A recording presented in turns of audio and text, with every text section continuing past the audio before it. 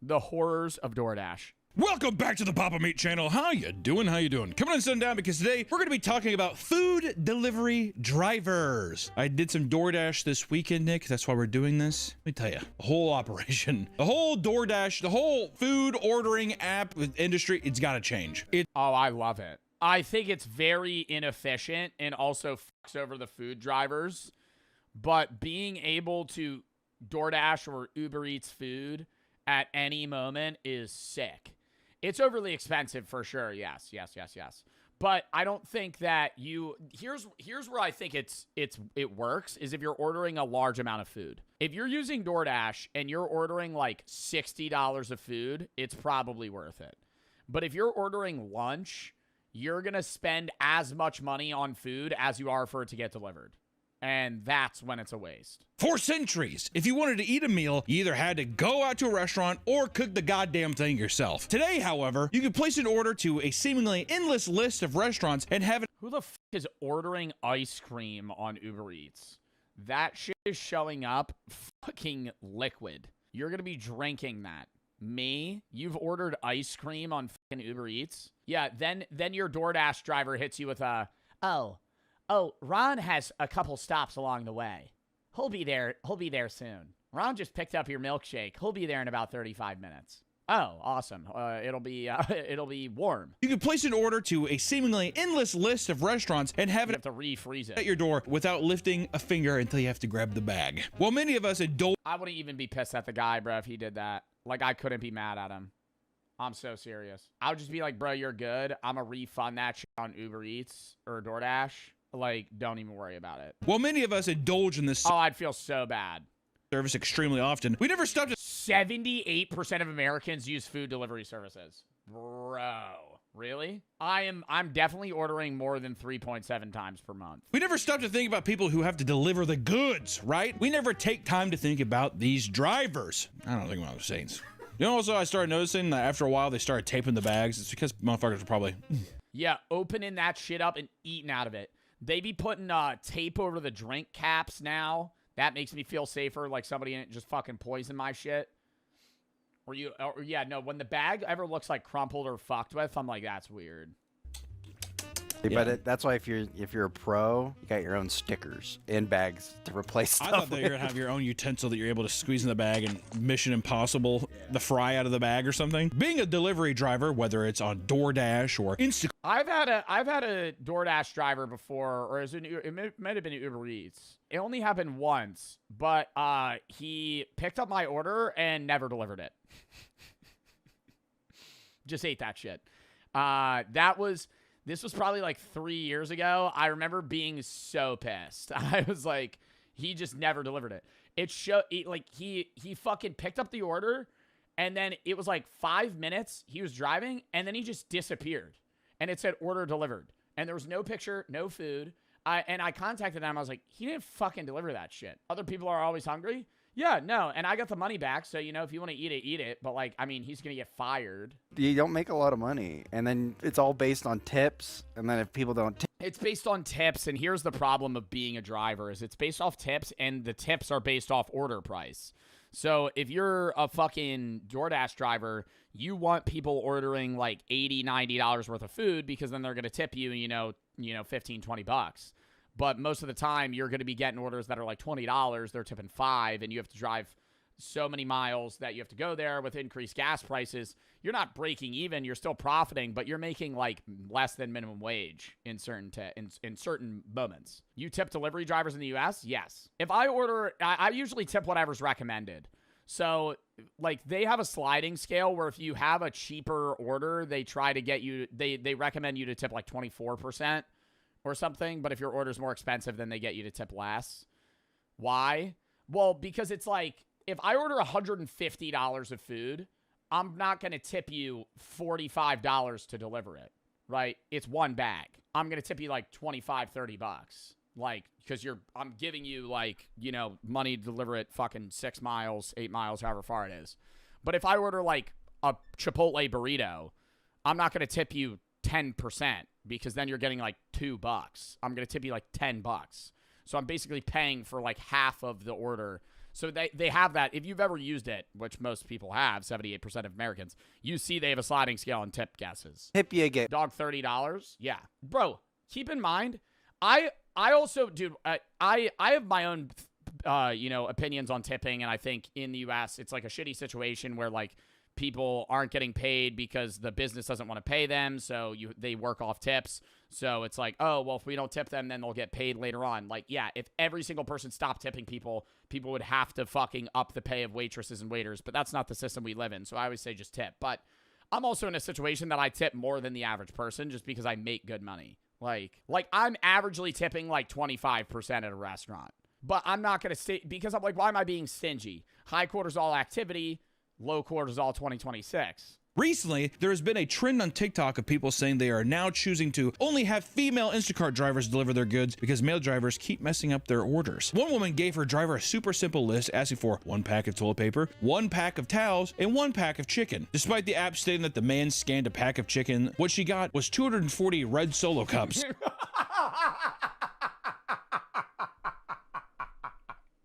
No, that's so funny though. That is fucking hilarious. 240 red Solo cups. Oh my God, you're gonna be playing Pong for like 10 years. A refund. You know what? In a situation like this, though, do you not just think that I'm doing multiple jobs at one time and I gave you the wrong bag? I think that's what it is. Yeah. Because they might have 3 bags in their back. They might have 3 bags in their back car, and somebody ordered that, and now some other dude's getting paper towels. Oh my God. Wow. This woman wants toilet paper, paper towels, and chicken. She gets red Solo cups. Meanwhile, there's a party full of people that are waiting on red Solo cups to be able to play drinking games, and they just get like toilet paper and raw chicken. Don't worry, guys. The red Solo cups will be here anytime. Sorry, dude, but I'm not a feminist, and I like men a lot.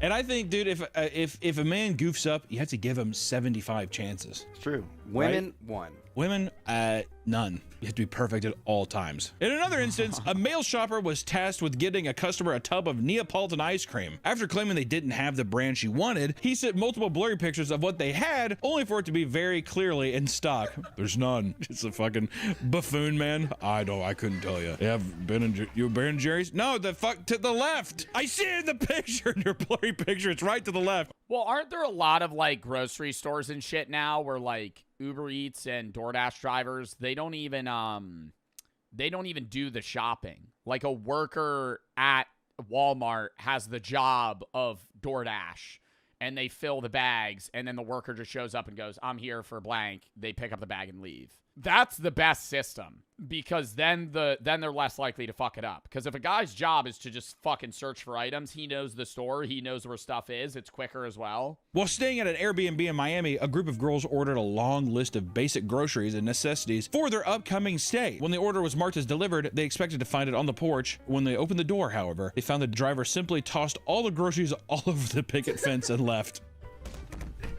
What are we not seeing, though, in this? What are we not saying? We're not having the full picture on his side. Like, I bet you think he's just like, can I? Whole ass grocery order, bro. Like, I don't know. I feel like there's like a level of, it's different if you're like, you have a disability or there's a reason you can't, but like, bro, why are we doing an entire week's worth of food on DoorDash? Like, I'm just go to the grocery store. You know, I think it's different. Like, it's a level of convenience where it's like, fuck, I don't have time. I'm going to order lunch. But like, just go to the grocery store. Just go to the grocery store. If you're getting fucking $300 worth of fucking, or not $300, like $160 worth of groceries, go to the grocery store. Ron, yeah, literally, bro, Ron they don't grocery shop. The core guys just order all of their fucking food all the time on DoorDash. I can't believe he did that. He ordered a head of lettuce, and that's it. A head of lettuce. Imagine being the DoorDash driver that delivered that to Ron yesterday. You pull up. Oh, I'm here for this order.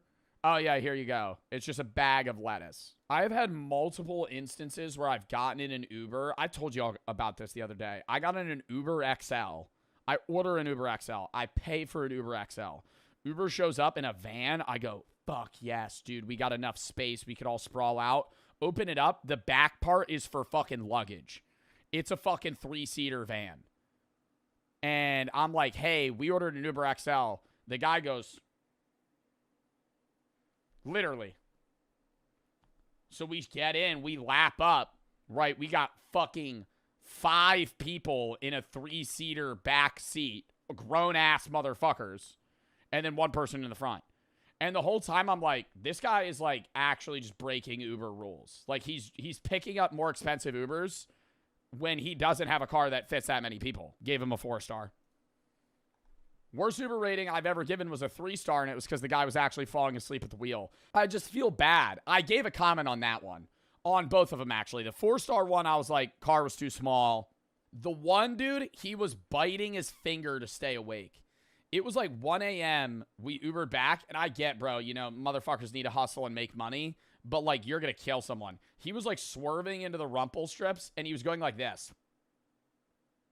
Like, biting his thumb to stay awake. I have a feeling that it's just people that are just doing the Instacart. I think they're picking up too many jobs at one time. Also, is there probably more men that are doing this job than women? I feel like whenever I've ever had I don't think I've ever had a female DoorDash person. That doesn't mean they don't exist. I'm just saying. No, I get female DoorDash people all the time. I feel like men Uber at a much higher rate.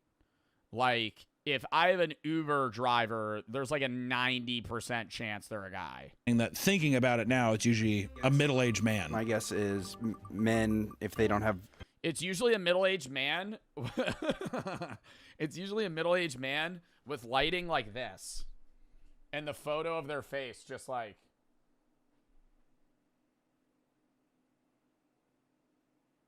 And they'll say, and it'll be like, it'll have like their interests. I love reading their bio. That's like my funnest, that's like the funnest thing for me. I click on them and it'll be like, oh, this person's delivering. Knows English, Spanish, French, whatever languages they know. Their rating. And it's always funny when they have a shitty rating. I go, oh, I'm in for a ride. Dude, because like anything below 90% means like people don't fuck with them. And you'll see a guy will be like 84% fucking rate. I'm like, dude, he's about to get like fired. It'll be like loves blank. You got to bring that up. Do that shit. Next time you hop in an Uber, see their interests, bring it up. So, I heard you're a big fan of golf. For the rest of the Instacart drivers that don't have this issue, it can be extremely challenging and dangerous. After receiving a regular order of groceries, a delivery driver walked up to a home and was shot by a man that thought he was an intruder. What? Why? Why would you do that? My DoorDasher's near. Did someone say Taco Bell? Oh my God, who are you? Ah! You would sue for so much money, though. Fucking forget that. Unless it's somebody in the house ordered it, it just seems like, I don't know. This is what happened. He told Well, and you're also shooting a guy that didn't even intrude. He's just outside of your house. him, leave it at the door. The guy knocked. You know what? If a DoorDash driver, I'll say this, I'll say this and I'll stand by it. For any reason, if a DoorDash driver opened my door to set my stuff inside, I'd shoot him. Oh, he opened the door? That's, yeah, I don't know. Hearing it out loud seems a bit excessive. Somebody opens the door, yeah, you're getting blasted. So there's no reason that a person should be opening my door to come inside my house. I would assume that something bad was happening. Was it that situation, or was it just a guy who was just like firing rounds through his front door? I'd get a riot shield. I'm gonna have the COD riot shield so I can walk up to my average DoorDash driver experience. Like you're a rainbow character, just fucking like holding it down. What is that guy's name? Montagny? It turns out that the man's wife placed the order and didn't tell her husband. So when the motion detectors went off, the husband sprang into action and shot him with no hesitation. What the fuck? None. The motion sensors. Does he do that with animals? How many times have you had a motion sensor go off like a raccoon? All the time. And you forgot that you ordered that shit or you didn't check, bro? Like, I think it'd be different if the guy was holding a weapon. But, like, your motion sensors go off, you spring up, you're worried, and then you see the guy's holding a bag of fucking food that says fucking Chipotle. I'm going, oh. All the time. That's when I bring out my gun. Exactly. That's why I fire aimlessly. Maybe there's... His wife ordered it. Still, would you not... Chat, before you shoot someone, are you not checking like, oh, he's just delivering food. Whenever a customer places an order, they often feel entitled to have the driver do whatever it takes to get their groceries to their door, no matter how ridiculous of a feat it may become. One shopper accepted an unusual order of 4 24 packs of water bottles, 6 12 packs of water bottles, and 7 4 liters. Yeah, see, that's like fucked up because then you're making that Uber driver carry like a shitload of weight. And why are you ordering water? Of distilled water and 7 4 liters of mineral water. My God. When they reached the customer's home, they requested, My lift is not working, just letting you know. You have to deliver at my doorstep. I live 17th floor. All right, so he's just fucking with him. All right, yo, my elevator doesn't work. You have to carry fucking 140 gallons of water. up to my fucking apartment. You have to use stairs. I want all the water bottles. Please don't cancel my water bottles. Otherwise, I have to complain against you. I don't think that there's a world where DoorDash or Uber Eats is siding with the customer here. The fucking elevator's broken. He's requesting me to carry hundreds of pounds of stuff up 17 fucking flights of stairs to get a $6 tip. Building was broken. Newsflash. It's outside. Come do it yourself. And in the end, the customer canceled the job, leading to the shopper's $8 payment being rescinded and increasing their overall cancellation rate. That's fair. $8? Ah, this is a depressing job. Oh my God. Besides driving people around, Uber also offers a meal delivery service called Uber Eats that is notoriously terrible to work for. Like other food delivery service apps, they pay their workers very, very poorly. Because of this, some drivers come up with creative ways to earn better tips. Jade Phoenix was a full-time Uber Eats driver. The thing that I see, not with Uber Feets girl. What? I was going to say, not with Uber Eats, but with Uber, the thing that I've seen is somebody picks you up. You usually go, hey, or the driver will go, hey, I'm going to drive you here. If you want to ride back, here's my number. Call me and just pay me cash, right? And then they'll get the full amount. And I've done that, right? And that's a little sketchy. I'm a guy, so it's like a little bit different. I'm not as nervous with it. But it's like, the guy drives me, it's $40, he's making like 20 of it because Uber's just taking a huge cut. And he'll be like, hey, I'm going to be in the area. If you need me in fucking 4 hours, call me. And then I'll just come pick you up. And so that's usually like a better move. Driver who claimed because then they're getting more of the money. Find a and they're just pocketing it. Secret method for raking in insane tips on literally any kind of order. When dropping off people's food and snapping a picture to confirm the order, she would purposely include her feet in the pictures. There is no way that she's getting more fucking money from that. Claims her tip significantly increased after she began this new strategy. She even received additional money on top of the tip after she sent them the original picture. You got way more than expected, $29.68. Do girls like men's feet? Men with feet, it's what psychologically, what is that? Would lower it, dude. Some dude fucking whips out his dog's hairy ass fucking feet, man. Just in the photo, dirty as shit, long ass toenails. Ugh. Is that? What is the feet obsession? I don't know. That's something I will never understand. Didn't we try doing a foot video and it got demonetized or something? That's the thumbnail. If for whatever reason you want to watch it, it's on Patreon, bro. There's no way. It's not just the customers that are creepy horn dogs, but the drivers as well. After ordering food, a woman in the UK began receiving creepy messages from her delivery driver. She was being asked if she was home alone or if she was married. When the woman said she was taken, the driver began begging her to leave him so he could hook up with her. Leave her, baby! The man got so desperate that he began offering as much as £10,000. He doesn't even know what the woman looks like. He's just offering a random woman off her name alone fucking $10K to break up with her boyfriend. For her to break up with her boyfriend, there's no way the pussy could have been that good. UK pussy? You kidding me? Yeah. Oh, man. Well, I don't think I can leave them. I don't think just can you leave the Chris at the door? £10,000, Mom.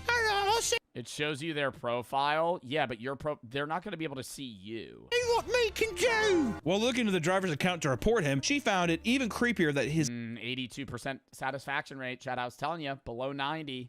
Listed reasons for delivering was passion. I will say I've had a driver after delivering my thing be like, hey, I love your videos. And I say, oh, thanks, man. And then it's a thing of, you want to hang? Shit like that. God, that's creepy. That's so fucking weird.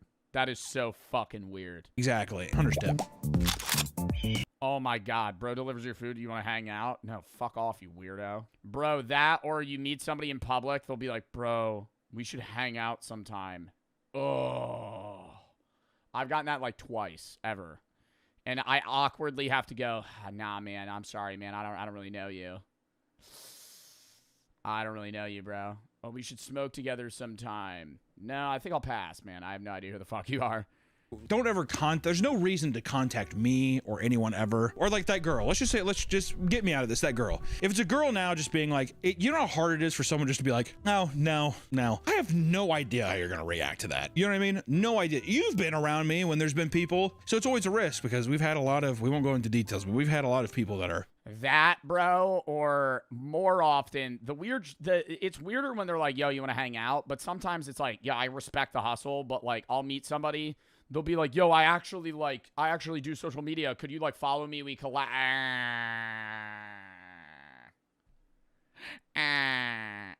Hey, buddy, I'm trying to like, eat my food right now, and you're asking me to follow you and collab. I think I'd rather not. And I'm not like, and then I come off as a dick, but I'm like, no, like I'm out, dude. It'll be like, I'm out with Brooke eating. You walk up to me while we're at the table, interrupt the dinner, which is a little odd. I think you should wait, if I'm being honest. I don't care if people recognize me. I love being able to talk to fans, but it's like, if I'm clearly on a date, I'm talking to my girlfriend, you're kind of breaking that space, which is odd, especially if we're eating. There's been times where I'm actively eating, they walk up to me. And then, like, on top of that, to be like, hey, could you follow me? Or the worst is when, like, dude, there's a level of, like, respect, too, where it's like, hey, could I get a picture? 99% of people, hey, could I get a photo? Yeah, sure. 1% of people, yo, dude, I love your shit. What are you fucking doing, man? Like, I mean, that's just, like, being weird. Like, just... Like, walk up and be like, hey, can I film you? Can we do a video? Blah, blah, blah. Like, can I take a picture? You're ungrateful? It's not ungrateful. It's just fucking rude. If you see that as ungrateful, like, I know you're probably rage baiting, but, like, anyone that sees that as ungrateful, genuinely unfollow me. Because, like, the level of unawareness you have of, like, just, like, social boundaries is, like, fucking unreal. Like, if you're going to walk up to somebody that you recognize already filming and be like, oh, dude, what's up, man? You're putting on some animated persona. Bro, like, fuck off. In 2025, one man placed an order and saw that his driver was parked just down the street. When he asked why his food hadn't been delivered, his driver said it was because his car had broken down. He then told the customer that he'd probably just refund it. Not believing a word he said, the man got on his bike, rode down the street to find he was Uber Eats driver sitting in his car, chowing down on his food. See, that's why I could never be one of these. I could never be one of these delivery drivers, because I know I just see their order, I'm like, oh damn, or go to some place, I'm like, what is this place? Get it? Smell good. Next video. Fern video. Camp 14, the most horrible place in North Korea. We've done a lot of North Korea reacts, but they're all very interesting because it's so, like, crowded. There's so much mystery around North Korea and what they do, how they function, what they do to their people, how bad the lives are. I've never heard about Camp 14, so this is going to be interesting.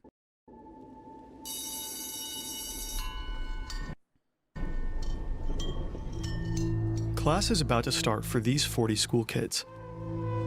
Like every week, the teacher starts searching everyone's pockets. This time, he finds something on a little girl. 5 kernels of grain. The teacher snaps. 5 kernels of grain? They're searching their pockets before school starts. 5 kernels of grain is bad? Like rice? And commands the grain like wheat. Girl to come up front. She has to kneel down on the hard concrete floor. With a wooden stick, he strikes her on the head. Again. On the head? And again. And again. And again. Her classmates watch in silence. The beating goes on until the little girl collapses. Afterwards, her classmates carry her home. The same night, she dies. What? For having 5 kernels of grain in her pocket, they fucking beat her to death? Why is that a violation? The little girl and the other 39 children are all inmates in one of North Korea's deadliest prison camps, Camp 14. Oh my God, no, we did hear about this in the Johnny. We didn't hear any specifics about it, but we heard about the camp, the Johnny Harris video, where you could see the camp and the outlines of it. And this is where they send, like, dude, it's like an entire city. There's like thousands of people that live there. Comparisons have been drawn to the Nazi death camps, to the Soviet Gulag. You know, they're accurate, and in their own way, they're different. A lawless detention facility hidden in the mountains of Kaeshan, a place where people are imprisoned for the crimes of their parents.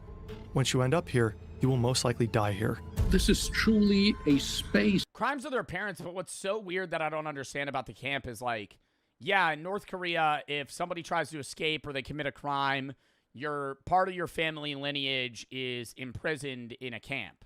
But if they have kids in that camp, are those kids also imprisoned? Like, is their family lineage perpetually there for the rest of eternity, or can they ever get out? That is outside humanity, let me say that. Prisoners are forced to work under inhumane conditions. The smallest mistake can cost them their lives. Escape is almost impossible. Only a handful make it out, risking everything on deadly routes. Make it out, but then they probably have to go all the way out of North. If you make it out, you can't stay in North Korea. You would have to flee the country entirely, and I feel like Camp 14 isn't bordering, like, China. In North Korea, there are several of these death camps, and the regime has kept them a secret for decades. But through the relentless work of human rights organizations, satellite imagery, and reports from survivors, we can have a glimpse at these facilities. Why are people being sent to Camp 14?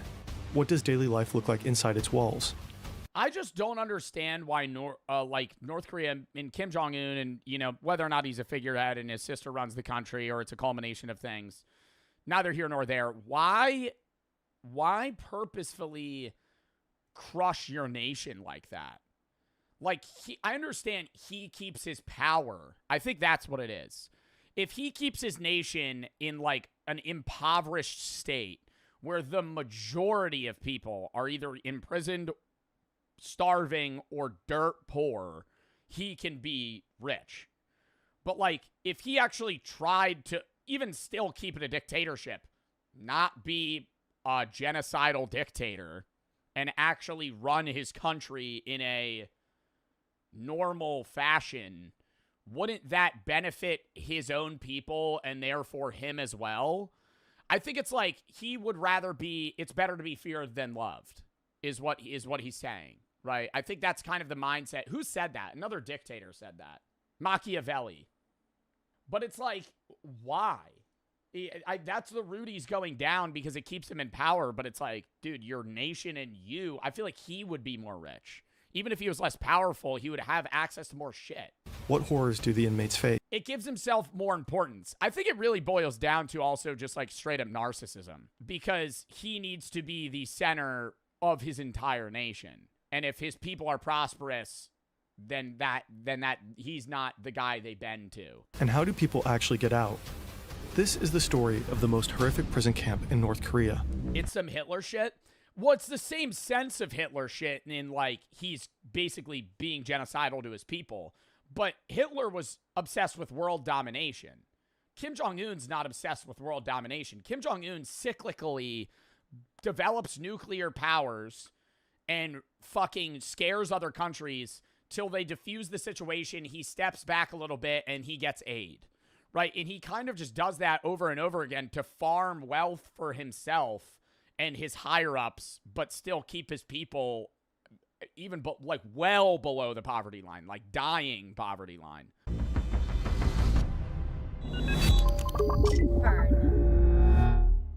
This story is based on Escape from Camp 14 by Blaine Harden.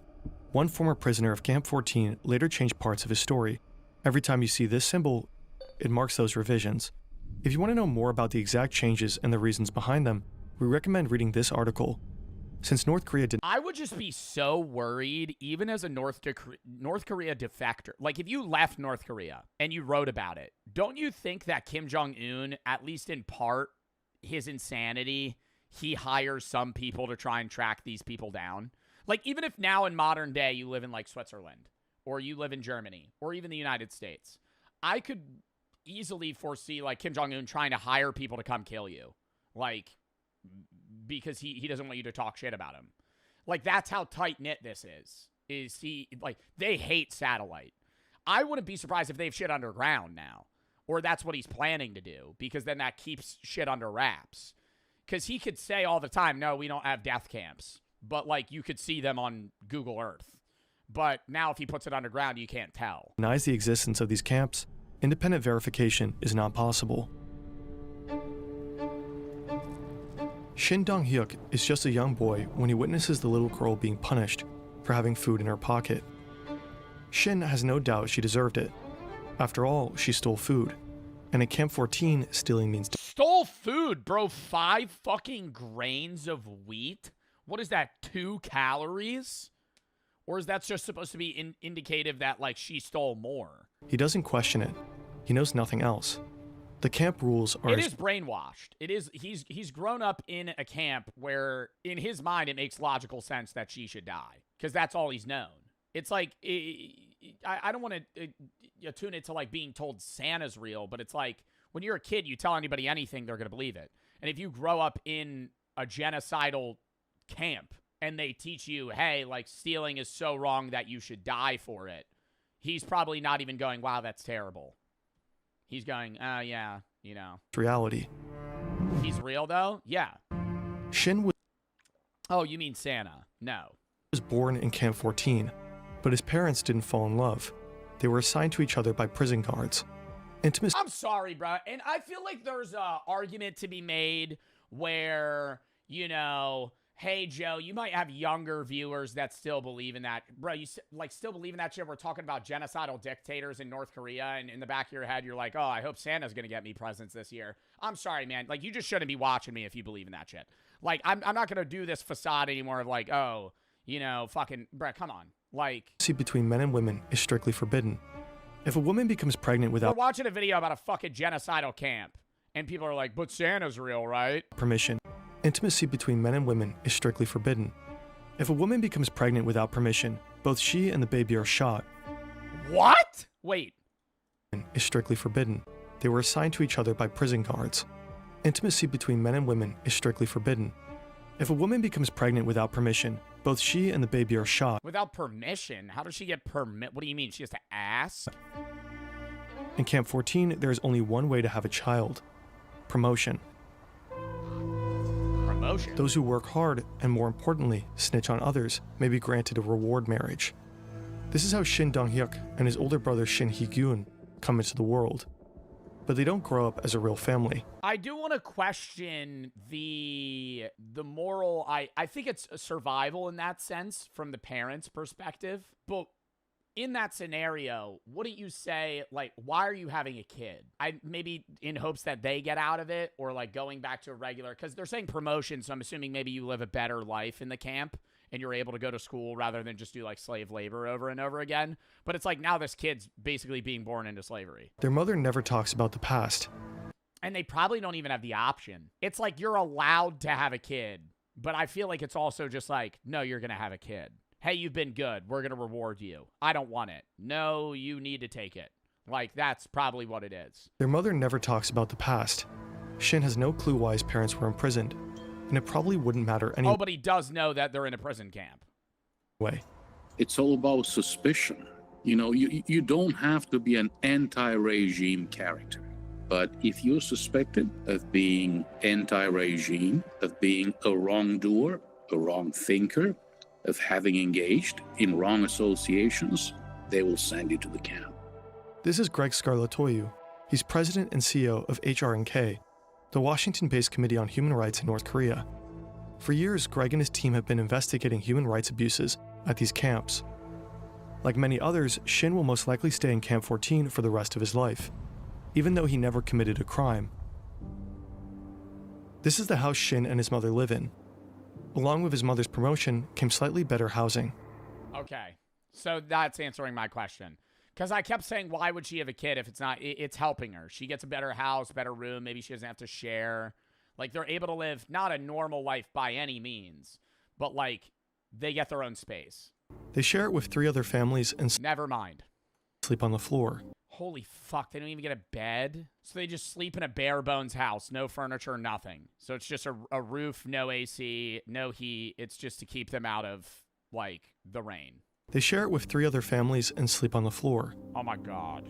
There is a single light bulb in the kitchen. Electricity works for just 2 hours a day. There's no running water, no furniture, no shower, and barely enough food to survive. Bro, like, I always see this is like such a weird, because like that's evil. That's evil, right? And can we agree? I think there's a difference between bad and evil people. This is like another level of you're not even human anymore. In the most I don't even care if that sounds fucked up. Like if you're willingly putting hundreds of thousands of people to do this, you're not a human, right? Like, you have no moral groundings. It's not like you fuck up and you're just not seeing the right way and you're ignorant, right? Because a lot of bad people are bad out of ignorance. This is bad not out of ignorance, out of the willingness to go, I'm going to fuck over and murder hundreds of thousands of my own people for the sole purpose of keeping me in power and keeping my narcissistic ways the way they are, right? Kim Jong-un gets to eat whatever the fuck he wants. He gets to smoke expensive cigarettes and have nice whiskey, and his people are dying in camps in the middle of the fucking woods. The building is part of a model village. Like, how do you do that? I don't, like, I understand he wants to keep himself in power. It's like, you could still be the leader of North Korea and not do this to your people, man. One of many. Camp 14 is estimated to cost. And then they open, and then it's just so weird. Like how they opened tourism for like a week, and then all these vloggers came, and they were like, yeah, this is fake as shit. It's clearly guided. And then they immediately close it, right? It's because like they're trying to get tourism maybe for money, but I feel like it's propaganda. Like, in a weird way, it's like, we need to convince. And is that not telling that what they're doing is wrong?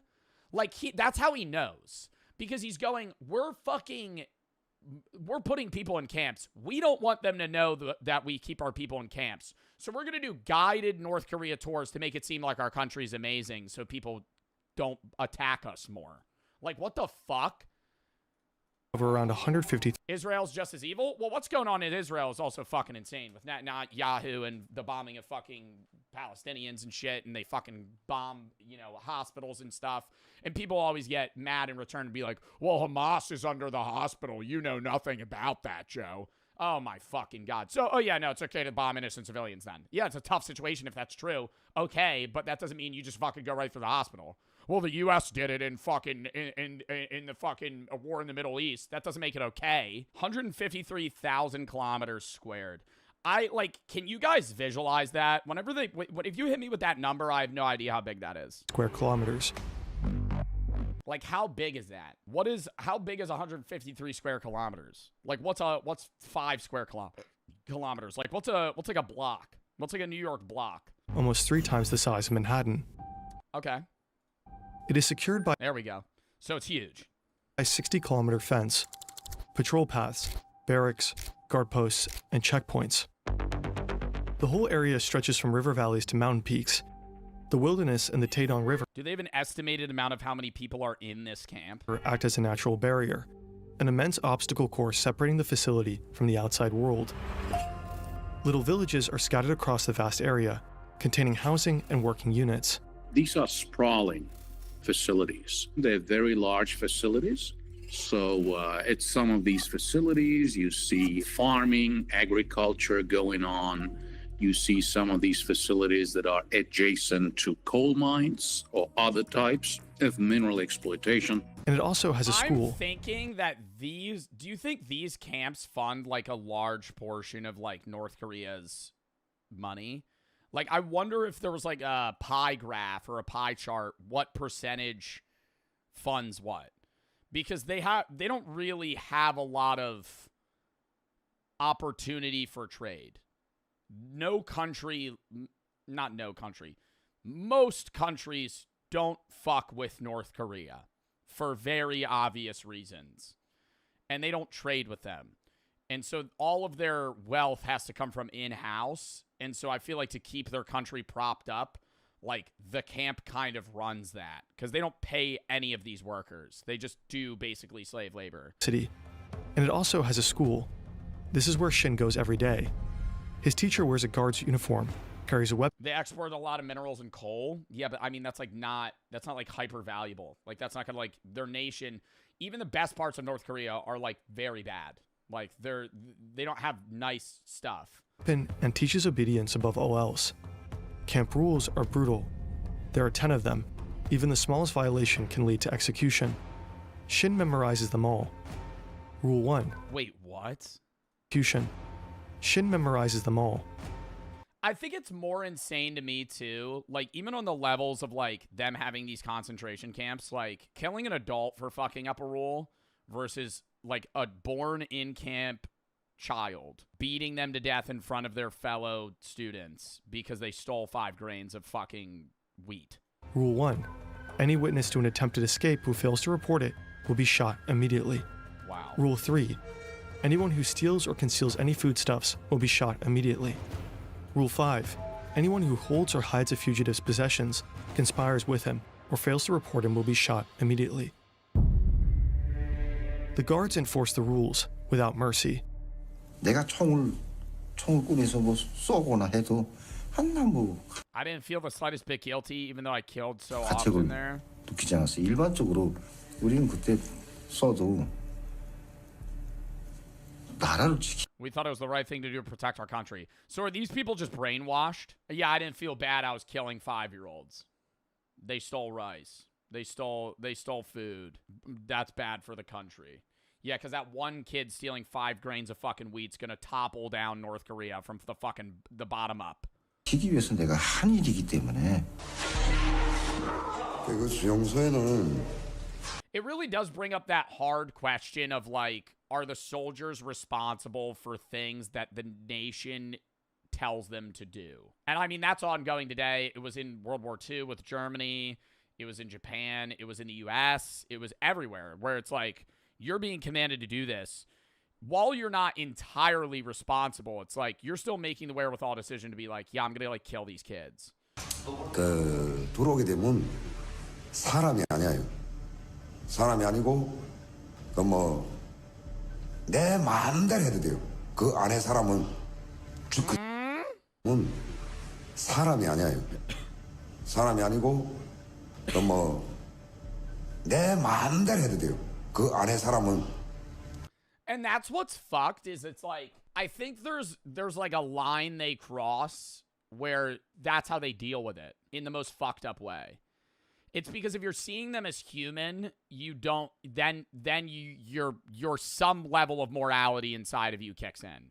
Where it's like these soldiers are like purposely perceiving these people as non-human, and then it doesn't matter what happens to them in their brain. 그 자리에서 죽이게 했으면 죽이고 살리게 했으면 살리고 하는 건 내 마음에. 뭐 설명해 주세요. And that's also just like power hungry shit. I think people feed off that.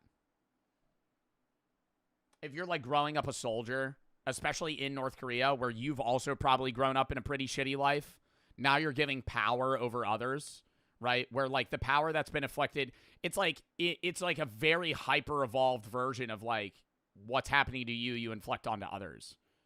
What did he say? He was saying he had the power to kill or not kill anybody. It was entirely up to him. Across North Korea, there are different Like he probably liked that. types of detention facilities. The worst of them are called Kwanliso.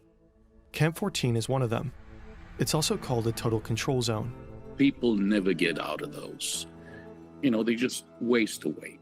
They get killed by this vicious cycle of malnutrition and forced labor.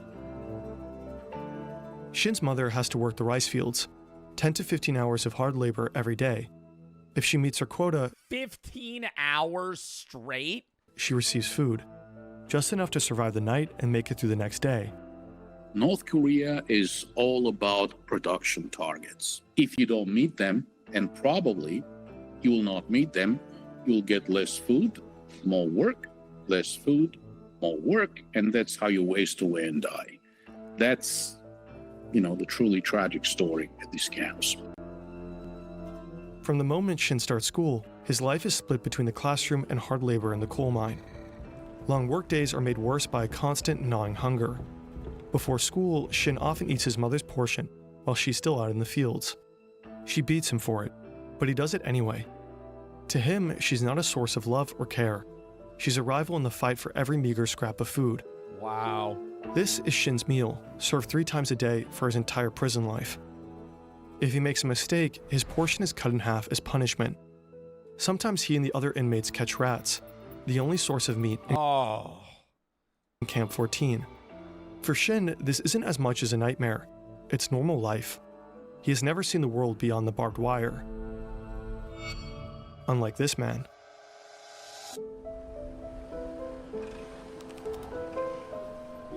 Kim Young is in his mid-40s when he's brought to Camp 14.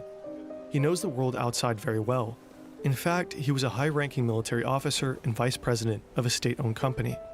In his former life, he enjoyed culture, a chauffeur, and all the benefits of being a government employee. Now he's also forced to work in the coal mines. Kim didn't break any laws to get here. His parents... That's what's fucked, because that's how dictatorships work, because you have to bend... You can't just be an all... You can't be an all-ruling dictator without people below you. And that's like, it's the rule. There's a video that I want to watch called The Rules of the Ruler as well, where it kind of dives into that. But it's like, if you're a dictator, you have to please all 4 people below you that run different areas of your government. And those 4 people have to please the 5 people below them, right? And at some point, you don't have to please people anymore because they just have to bend to your power.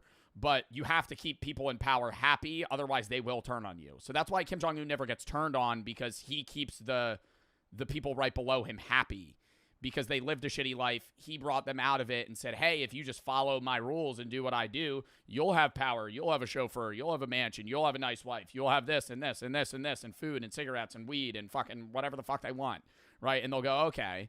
And so they'll just do whatever he says. Kim didn't break any... Next video. Fern video. Camp 14, the most horrible place in North Korea.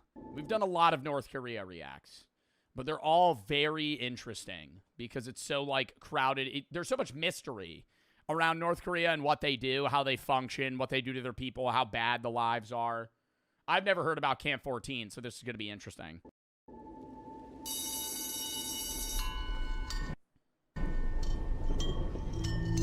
Class is about to start for these 40 school kids. Like every week, the teacher starts searching everyone's pockets. This time, he finds something. On a little girl. 5 kernels of grain. The teacher snaps. 5 kernels of grain? They're searching their pockets before school starts. 5 kernels of grain is bad? Like rice? And commands the grain like wheat. Girl to come up front. She has to kneel down on the hard concrete floor. With a wooden stick, he strikes her on the head. Again. On the head? And again. And again. And again. Her classmates watch in silence. The beating goes on until the little girl collapses. Afterwards, her classmates carry her home. The same night, she dies. What? For having 5 kernels of grain in her pocket, they fucking beat her to death? Why is that a violation? The little girl and the other 39 children are all inmates in one of North Korea's deadliest prison camps, Camp 14. Comparison. Oh my God, no, we did hear about this in the Johnny... We didn't hear any specifics about it, but we heard about the camp, the Johnny Harris video, where you could see the camp and the outlines of it. And this is where they send, like... Dude, it's like an entire city. There's, like, thousands of people that live there. Comparisons have been drawn to the Nazi death camps, to the Soviet Gulag. You know, they're accurate, and in their own way, they're different. A lawless detention facility hidden in the mountains of Kaeshan, a place where people are imprisoned for the crimes of their parents. Once you end up here, you will most likely die here. This is truly a space. Crimes of their parents, but what's so weird that I don't understand about the camp is, like, yeah, in North Korea, if somebody tries to escape or they commit a crime, part of your family lineage is imprisoned in a camp. But if they have kids in that camp, are those kids also imprisoned?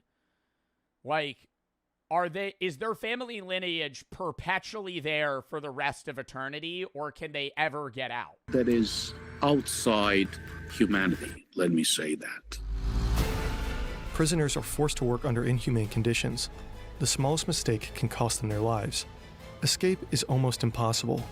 Only a handful make it out, risking everything on deadly routes. Make it out, but then they probably have to go all the way out of North. If you make it out, you can't stay in North Korea. You would have to flee the country entirely, and I feel like Camp 14 isn't bordering like China. In North Korea, there are several of these death camps, and the regime has kept them a secret for decades. But through the relentless work of human rights organizations, satellite imagery, and reports from survivors, we can have a glimpse at these facilities. Why are people being sent to Camp 14? What does daily life look like inside its walls? I just don't understand why North Korea and Kim Jong-un and, you know, whether or not he's a figurehead and his sister runs the country or it's a culmination of things, neither here nor there. Why purposefully crush your nation like that? Like, I understand he keeps his power. I think that's what it is. If he keeps his nation in, like, an impoverished state where the majority of people are either imprisoned, starving, or dirt poor, he can be rich. But, like, if he actually tried to even still keep it a dictatorship, not be a genocidal dictator, and actually run his country in a normal fashion, wouldn't that benefit his own people and therefore him as well? I think it's like he would rather be, it's better to be feared than loved, is what he's saying, right? I think that's kind of the mindset. Who said that? Another dictator said that. Machiavelli. But it's like, why?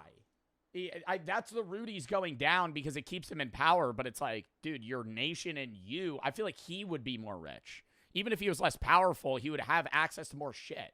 What horrors do the inmates face? It gives himself more importance. I think it really boils down to also just like straight up narcissism, because he needs to be the center of his entire nation. And if his people are prosperous, then that he's not the guy they bend to. And how do people actually get out? This is the story of the most horrific prison camp in North Korea. It's some Hitler shit. Well, it's the same sense of Hitler shit in, like, he's basically being genocidal to his people. But Hitler was obsessed with world domination. Kim Jong-un's not obsessed with world domination. Kim Jong-un cyclically develops nuclear powers and fucking scares other countries till they defuse the situation. He steps back a little bit and he gets aid, right? And he kind of just does that over and over again to farm wealth for himself and his higher-ups, but still keep his people even like well below the poverty line, like dying poverty line.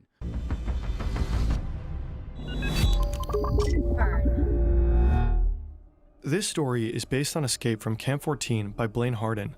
One former prisoner of Camp 14 later changed parts of his story.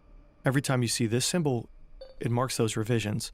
If you want to know more about the exact changes and the reasons behind them, we recommend reading this article. Since North Korea did... I would just be so worried, even as a North Korea defector. Like, if you left North Korea and you wrote about it, don't you think that Kim Jong-un, at least in part, his insanity, he hires some people to try and track these people down? Like, even if now in modern day you live in, like, Switzerland, or you live in Germany, or even the United States, I could easily foresee, like, Kim Jong-un trying to hire people to come kill you. Like... because he doesn't want you to talk shit about him. Like, that's how tight-knit this is he, like, they hate satellite. I wouldn't be surprised if they have shit underground now, or that's what he's planning to do, because then that keeps shit under wraps. Because he could say all the time, no, we don't have death camps, but, like, you could see them on Google Earth. But now if he puts it underground, you can't tell. Denies the existence of these camps, independent verification is not possible. Shin Dong-hyuk is just a young boy when he witnesses the little girl being punished for having food in her pocket. Shin has no doubt she deserved it. After all, she stole food. And in Camp 14, stealing means... Stole food, bro. 5 fucking grains of wheat? What is that, 2 calories? Or is that just supposed to be indicative that, like, she stole more? He doesn't question it. He knows nothing else.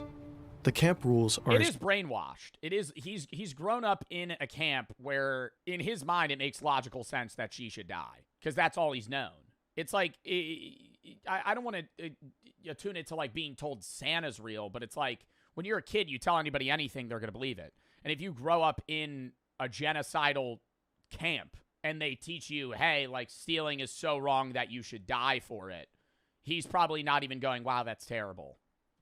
He's going, yeah, you know. reality. He's real, though? Yeah. Shin was Oh, you mean Santa? No. born in Camp 14, but his parents didn't fall in love. They were assigned to each other by prison guards. Intimacy I'm sorry, bro. And I feel like there's a argument to be made where, you know, hey, Joe, you might have younger viewers that still believe in that. Bro, you like still believe in that shit? We're talking about genocidal dictators in North Korea, and in the back of your head, you're like, oh, I hope Santa's going to get me presents this year. I'm sorry, man. Like, you just shouldn't be watching me if you believe in that shit. Like, I'm not going to do this facade anymore of like, oh, you know, fucking, bro, come on. Like, between men and women is strictly forbidden. If a woman becomes pregnant we're without watching a video about a fucking genocidal camp, and people are like, but Santa's real, right? permission, intimacy between men and women is strictly forbidden. If a woman becomes pregnant without permission, both she and the baby are shot. What? Wait. Is strictly forbidden. They were assigned to each other by prison guards. Intimacy between men and women is strictly forbidden. If a woman becomes pregnant without permission, both she and the baby are shot. Without permission? How does she get permit? What do you mean? She has to ask? In Camp 14, there is only one way to have a child: promotion. Promotion? Those who work hard and, more importantly, snitch on others may be granted a reward marriage. This is how Shin Dong-hyuk and his older brother Shin Hee-gyun come into the world. But they don't grow up as a real family. I do want to question the moral. I think it's a survival in that sense from the parents' perspective. But in that scenario, wouldn't you say, like, why are you having a kid? Maybe in hopes that they get out of it, or like going back to a regular, because they're saying promotion, so I'm assuming maybe you live a better life in the camp and you're able to go to school rather than just do like slave labor over and over again. But it's like now this kid's basically being born into slavery. Their mother never talks about the past. And they probably don't even have the option. It's like you're allowed to have a kid, but I feel like it's also just like, no, you're going to have a kid. Hey, you've been good. We're going to reward you. I don't want it. No, you need to take it. Like, that's probably what it is. Their mother never talks about the past. Shin has no clue why his parents were imprisoned, and it probably wouldn't matter anyway. Oh, but he does know that they're in a prison camp. It's all about suspicion. You know, you don't have to be an anti-regime character. But if you're suspected of being anti-regime, of being a wrongdoer, a wrong thinker, of having engaged in wrong associations, they will send you to the camp. This is Greg Scarlatoiu. He's president and CEO of HRNK, the Washington-based Committee on Human Rights in North Korea. For years, Greg and his team have been investigating human rights abuses at these camps. Like many others, Shin will most likely stay in Camp 14 for the rest of his life, even though he never committed a crime.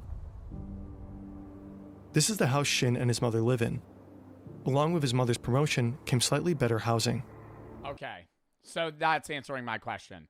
Because I kept saying, why would she have a kid if it's not, it's helping her. She gets a better house, better room, maybe she doesn't have to share.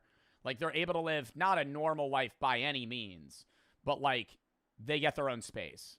They share it with 3 other families and Never mind.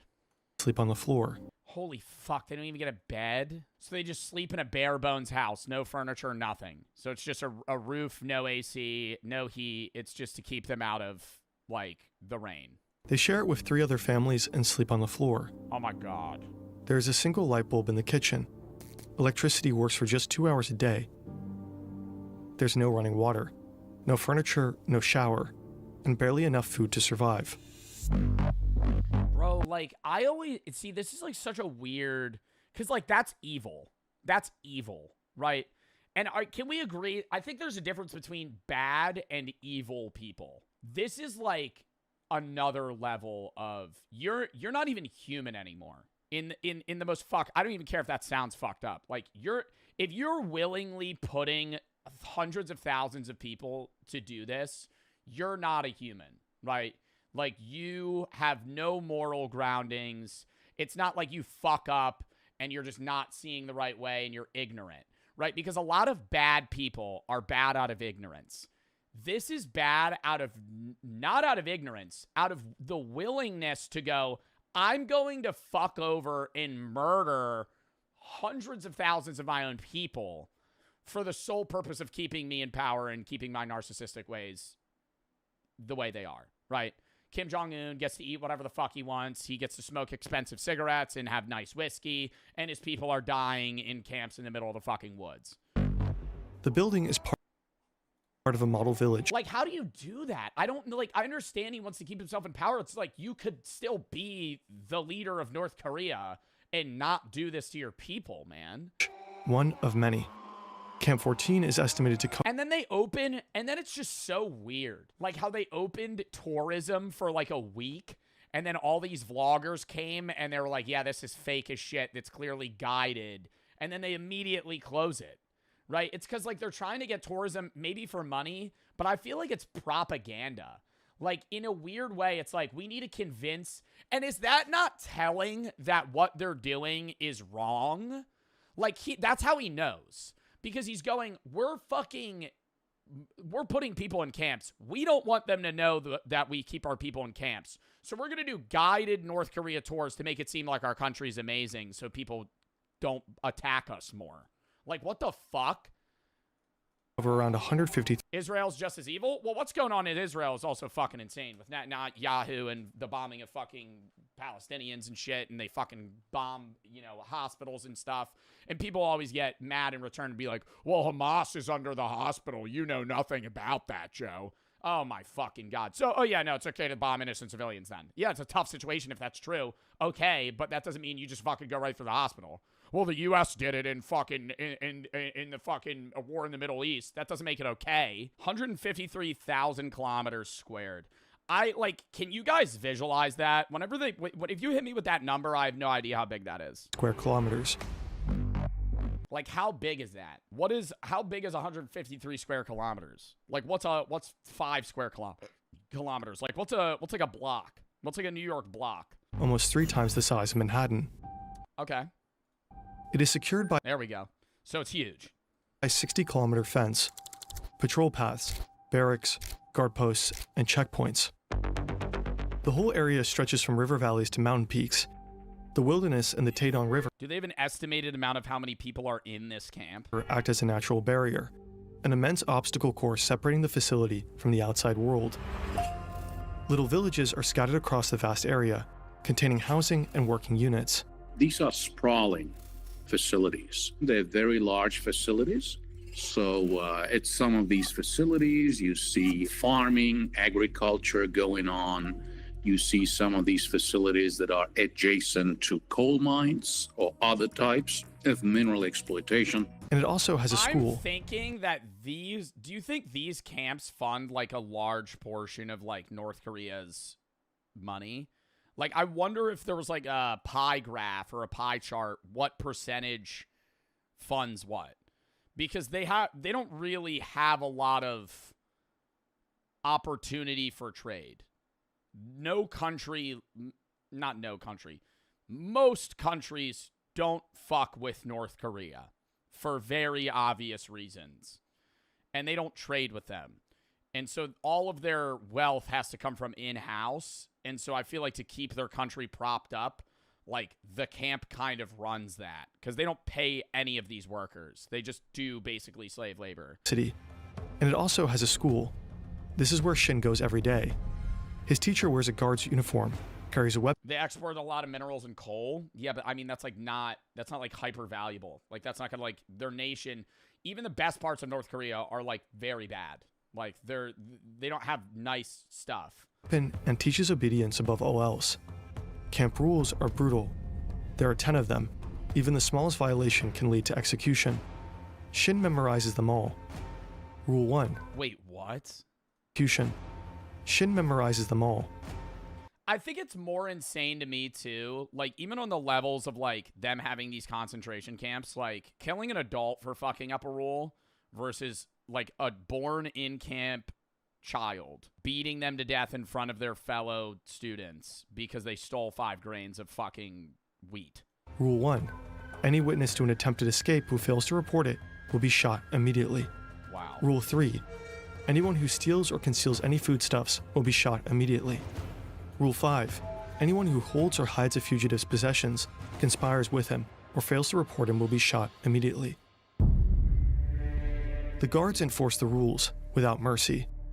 내가 총을 꾸려서 뭐 쏘거나 해도 한나 뭐 I didn't feel the slightest bit guilty, even though I killed so often 가책을 there. 두지 않았어. 일반적으로 우리는 그때 써도 나라를 지키. We thought it was the right thing to do to protect our country. So are these people just brainwashed? Yeah, I didn't feel bad. I was killing 5-year-olds. They stole rice. They stole food. That's bad for the country. Yeah, because that one kid stealing 5 grains of fucking wheat's gonna topple down North Korea from the bottom up. 지키기 위해서 내가 한 일이기 때문에. 그 수용소에는.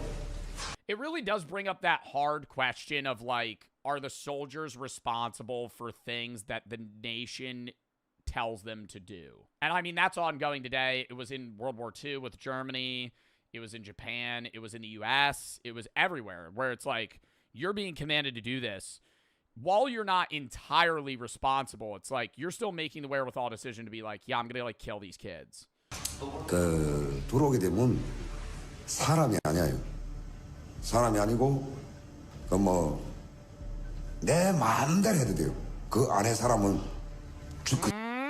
은 사람이 아니에요. 사람이 아니고 그 뭐 내 마음대로 해도 돼요. 그 안에 사람은. And that's what's fucked is it's like, I think there's like a line they cross where that's how they deal with it in the most fucked up way. It's because if you're seeing them as human, you don't then your some level of morality inside of you kicks in. Where it's like these soldiers are like purposely perceiving these people as non-human, and then it doesn't matter what happens to them in their brain. 그 자리에서 죽이겠으면 죽이고 살리겠으면 살리고 하는 건 내 마음에. 뭐 설명해 주세요. And that's also just like power hungry shit. I think people feed off that. If you're like growing up a soldier, especially in North Korea, where you've also probably grown up in a pretty shitty life, now you're giving power over others, right? Where like the power that's been inflicted, it's like a very hyper evolved version of like what's happening to you inflict onto others. What did he say? He was saying he had the power to kill or not kill anybody. It was entirely up to him. Across North Korea, there are different Like he probably liked that. types of detention facilities. The worst of them are called Kwanliso. Camp 14 is one of them. It's also called a total control zone. People never get out of those. You know, they just waste away. They get killed by this vicious cycle of malnutrition and forced labor.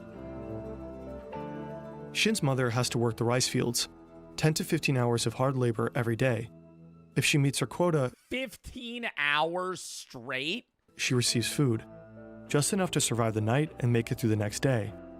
North Korea is all about production targets. If you don't meet them, and probably you will not meet them, you'll get less food, more work, less food, more work, and that's how you waste away and die.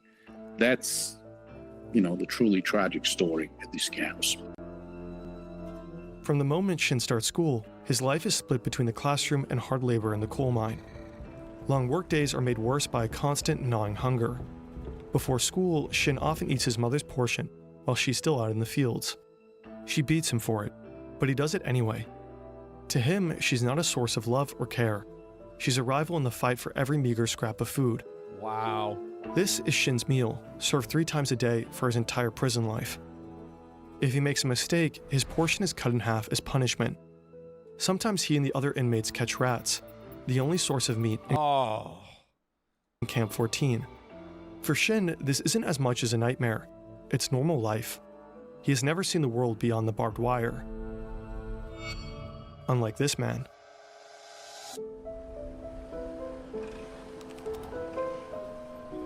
Kim Young is in his mid-40s when he's brought to Camp 14. He knows the world outside very well. In fact, he was a high-ranking military officer and vice president of a state-owned company. In his former life, he enjoyed culture, a chauffeur, and all the benefits of being a government employee. Now he's also forced to work in the coal mines. Kim didn't break any laws to get here. His parents That's what's fucked, because that's how dictatorships work, because you have to bend. You can't just be an all highly requested video. We fooled locals with offensive city plans. Give us feedback on our new city plans. We're installing the world's biggest pride flag. Hell no. Are you joking? No. Do you guys disagree with that? I'm like, I can guarantee you no one will ever vote for that. who wants to see us? I always wonder how, like, YouTubers and even mainly, like, Impractical Jokers still get people to believe these things. But I've come to realize that they always get old people that are, like, really detached from society and reality in, like, local rural towns to do, like, a town meeting about city plans. Like, somebody that would be a part of the HOA in, like, your rural Nebraska city. Not gullible? Not, I don't know. I wouldn't necessarily say the word gullible. Maybe, but, like, yeah, no, people that are living in 50 years ago. Society where parents stay together longer. Well, we have a solution. A 50% rent increase for single mothers. What? I'll need something to throw at you. We'll take that as a yes. We'll take it as a yes. No. Are you trying to go? I feel like these guys can pull it off because they're YouTubers, but don't you ever wonder how, like, I don't watch Impractical Jokers anymore. I feel like nobody, I don't want to say that's a dead show, but, you know, it's not 2013 anymore. But I always wonder how they still get people that don't know them. You know what I mean? Like, who below 50 is going to walk into a Walmart and have Murr or Sal walk up to them and be like acting really weird and laughing before they say anything? Like, obviously they have a person in their head telling them what to say. Like, even if you don't know them, you'd be like, yo, you're a part of a bit. Like, this, I'm on camera right now. The NFL playoffs are here. Football is at an all-time high, and there is no better time to get in on the action than with DraftKings Sportsbook, the sponsor of today's video. If you sign up with DraftKings and use promo code JOEB at sign up and place a $5 bet and your bet hits, you get $300 in bonus bets instantly. What an offer! DraftKings Sportsbook is the place to place touchdown bets. Not only do they have same-game parlays, they also have live betting for the people that love the thrills of live betting, betting on drives, betting who's going to get a touchdown, if they're going to place a field goal, whatever, in a given drive. DraftKings has you covered. And if DraftKings isn't available in your state yet, one of the green states, you could still take advantage of DraftKings Fantasy. So sign up for DraftKings today and use promo code JOEB at sign up and place a $5 bet. If your bet hits, you get $300 in bonus bets instantly, minus 500 odds required. Thank you to DraftKings for sponsoring this video. Let's get back into it! Us? They said no. Disclaimer, everything said in this video is for entertainment purposes only. This does not represent us. Do not replicate or act upon any content shown. We invited local residents. Oh, so you don't think single mothers should have a 50% rent increase? Huh. Yeah. To attend what looks like a real city meeting where we're posing as officials presenting new plans that will affect them. But the catch is we're given extremely offensive ideas that we have to present no matter what. After the president, I would love to be a part of this. I feel like okay, no, here's the thing. I could never do the presentation. You would fold? Oh, 100%. I could not do the presentation. I would love to make the presentation. You know what I mean? Like, I'd love to be the guy that makes the slideshow of something that's just, like, obviously gonna get bad reviews or, like, a bad reaction. But I don't think I could ever stand up and just riff, you know? Stand up, read a presentation, click this next slide, and it's like, we're gonna ban gay people from, and I have to defend that. In front of a fucking town meeting of people that are just going to be appalled. strangers will raise their hands if we convince them to support our new plans. And just like the Impractical Jokers, whichever team gets the fewest hands raised will face the terrible mystery punishment at the end. It's actually... So this is Impractical Jokers. This is... This is a one go on Impractical Jokers. There's no thumbs down. It's just if you lose, you just get the punishment. I'm telling you right now, it's not good. It's not gonna be fun. Yeah, we're not doing all that. We're not doing all that. We're not gonna do all that. No. You guys can do terrible. We're not doing terrible. We do like the chill. We do like the prizes. We're not doing punishments. No, we're not doing the punishment. We're winning. This is the winners. Do you guys see what's behind you? That's your presentation. That's your presentation we made. What do you know about your presentation? What about You don't know shit. Dude, I would just pull every buzzword out of the book of something that's controversial. Like, the presentation would just consist of like every single like buzzword that just gets people upset. You don't know shit about your presentation. They're fine. Is it that bad? It's bad. What do you mean is that bad? Yours is so bad we have a security guard here. Oh my god. Oh my god. JD and I are going first, and remember, Security guard here in case one of the people fucking rushes them.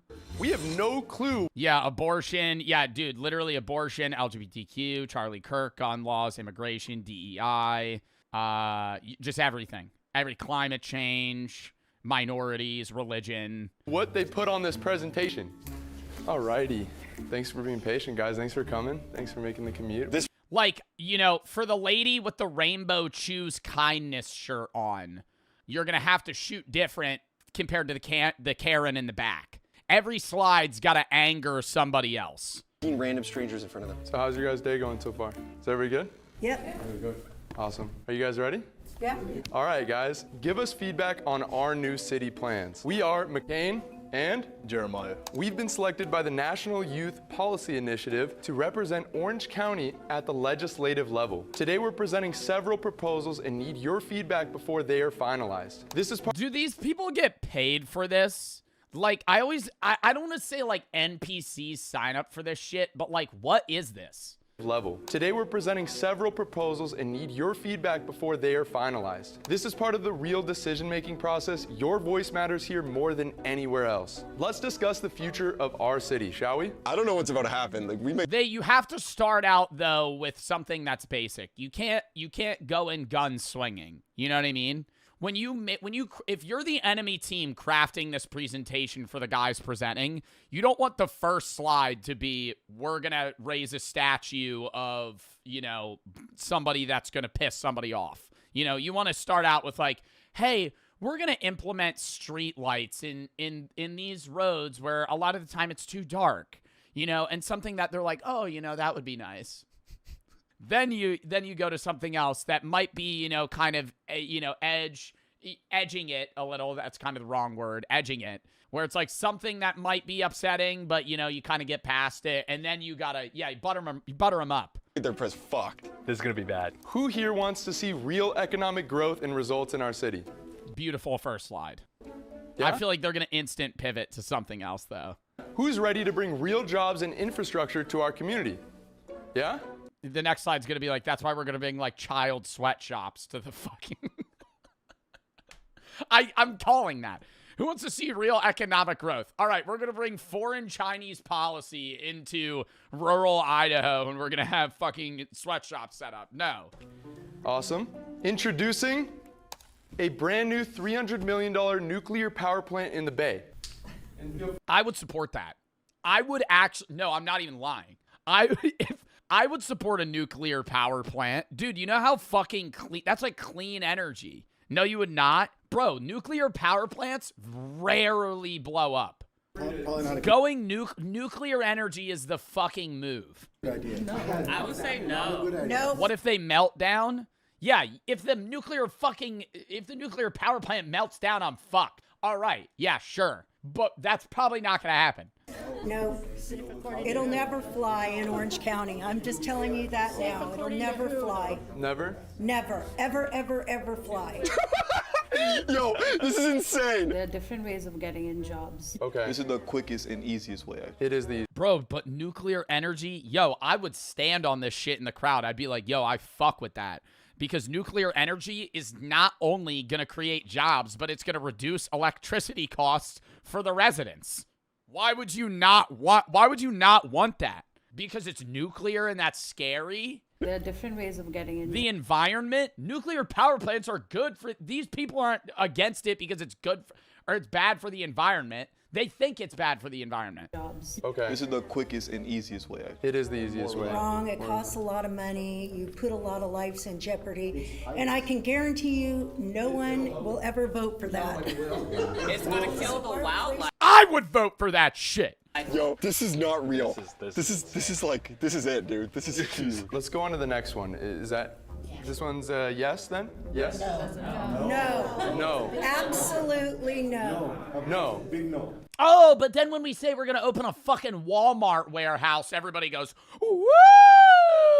It's still a no. Okay. Big no, understood. Okay. Here's another upcoming city plan we're thrilled to launch. Dude, not this one. One of our main goals is to fix traffic. Traffic is stealing an extra 400 hours of your life every single year. Fortunately, we have a plan to give you those hours back. Oh no. Introducing the Traffic Kazar.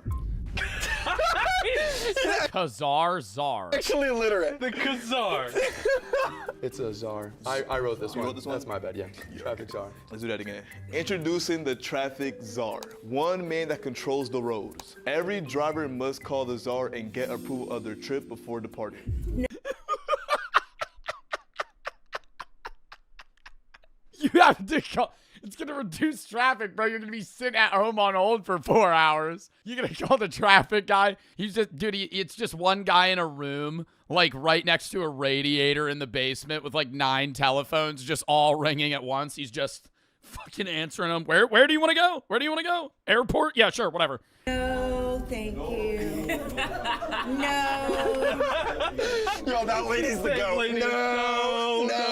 You gotta hear it understand. out. You gotta hear it out. So, no approval, no driving. With 80% of your cars gone, you will never end up in traffic again. What do you guys think? How did you guys come up with that? So, thumbs down? So you have to call before you start driving? Yeah, you have to call him and then you have to book your travel. And if your trip isn't important, he'll deny you. If he allows it, Dude, what would make this actually believable? The calling it makes it not believable. What would make this feel real to me is if they were like, instead of calling the traffic czar, you have to download the app called Ready Drive. And it hooks up to your car's remote start. And your car will not start until you submit like an application to drive somewhere and it approves it. Like, that sounds real. I'd believe that. Like, the second you go, you have to download an app, I'd be like, oh, you gotta be fucking kidding me. And I get mad because that's like everything in life. Oh, you want to use this? Oh, we have an app. There's an app for that. awesome, but if your trip isn't important, he will not allow it. That's not a good idea. Yeah, that doesn't, yeah. What happened to living in the free country of the United States of America? Yeah! USA, USA. That's what I'm going to throw at you. This is ridiculous. Well, she would If I want to do crack on the sidewalk, I should well be able to, because I live in the USA. probably approve you, but not other people that are like lazy. I don't know. Well, he would approve you, but he wouldn't approve anybody that's like lazy or like not doing it for a real cause. This is ridiculous. No, this is serious. We don't live in North Korea. Thank you. Oh my! Dude, North Korea, you wouldn't even have a car. North Korea, bro, you're riding a bike to work. God. I'm gonna say it. I don't care. We can go to the next one, I but mean, I maybe think if we lived in Russia. I think this one's good. Lived in Russia. Next. Yo, the lady in the back might be the goat. If we lived in Russia, maybe. Yo, she might be the goat. We have new adjustments for the education system to change the game. Oh, fuck. This might blow it, bro. This is racist. Recent data reveals students' test scores have plummeted to historic lows, threatening our community's future. Who's ready to flip the script? Well, let's see what you got. Let's make it happen by transitioning our teacher staff from our current diverse lineup to a selective high Oh my God, all Asian people? achieving team proven to deliver exceptional results. Any feedback? Let's not look at skin color and just look at the scores. No, these are literally the highest achievers. Yeah, we didn't look at skin color. They're actually the highest. They're literally the highest achievers in this area. They're very hardworking. Well, kids are usually, 7 hours a day at school. So, having really good teachers dramatically changed their life. You can have all the good teachers you want, but if you don't have an infrastructure and At home, money, It's not going to work. And all kids are at different learning levels, so there you go. Yeah. Do they speak good English? That's another Next. Ooh, that's a little racy. That's a little racy. Whoa, they're the highest test scores. They just happen to be Asian. Whoa, now you're saying whether or not they speak English. I don't think they want to go next. I don't think it ends right here. We're bringing some opinions out of the crowd right now. We're fucking. This is a surefire way to fucking get some people's minds racing, dude. You get some. You do this town meeting, they're just gonna start fucking spewing shit. Dude, this is not gonna be good. Okay. Jay? Is he laughing? Jeremiah? He's laughing. And rest assured. He's totally laughing. Is he laughing right now? He's totally laughing. That's a laugh. That's a laugh. Oh, they get penalized for laughs? What is he doing? And guys, every time the presenters laugh, that's 1 point off their score at the end. And rest assured, he's been sneezing a lot. And rest assured, 12% of their salaries will fund their Uber rides to and from schools. It's a win-win situation. Sharper minds in class and fewer risks on the road. This really sounds racist. I don't know what to do that. It is pretty racist. It is. What is Jay doing? He's laughing again? Are you serious? Dude, he looks like he's fented out. What the fuck was it? Why is he laughing? Yeah, I feel like it'd be better if he just outwardly laughed than like leaning down, like they know he's giggling. Stupid. That's not a good. He wrote it. Stupid. I'm gonna. So what? It's stupid. What's stupid? The whole thing. We have more Bro, he's not breaking character at all. policies that you guys will probably like. So While we're on the topic of education, immigration is good, but it's a problem when they don't speak English. I already know I don't like this. Fortunately, we have a solution. Allowing immigrants to learn English at Bro! Yo, that's his third laugh. Jay is throwing. Hey, I don't care though. They're gonna be doing the fucking punishment. allow immigrants to learn English at elementary schools. Oh, these are going downhill pretty fast. I'm not against it, but I thought they were already doing that. In a lot They're of not in here. Thought they were doing that. What? She thought they were just having like random 40-year-old immigrants sitting in at like a first grade class. What do you mean she already thought they were doing that? What? They're not here. So this will help them learn the basics so they can integrate flawlessly in America. So they would be in school with the elementary students Yeah, at the same yeah. time. So just to double up, like, so we can save pay on like the teachers to. I just say no. I mean, learning with children might be a little weird, but Well, maybe the children can learn life experience from the older people. Maybe children could learn life experience from the older people. No, thank you. No? Yo, they're done. They're fucking done. I wouldn't feel safe with my kids with adults. Well, we have teachers in the classroom and security and officers. Oh my God, that would just be so. That's just that is really a bad idea. Would you install like TSA metal detectors? TSA, bro. I feel like you got to be doing that already now. What? That's a dumb fucking question. You gonna be installing TSA? Oh, brother, yo, there's fucking 300 school shootings in the last fucking year, man. Like, we already need to do that. For individuals like that come into the classroom? Why do you say that?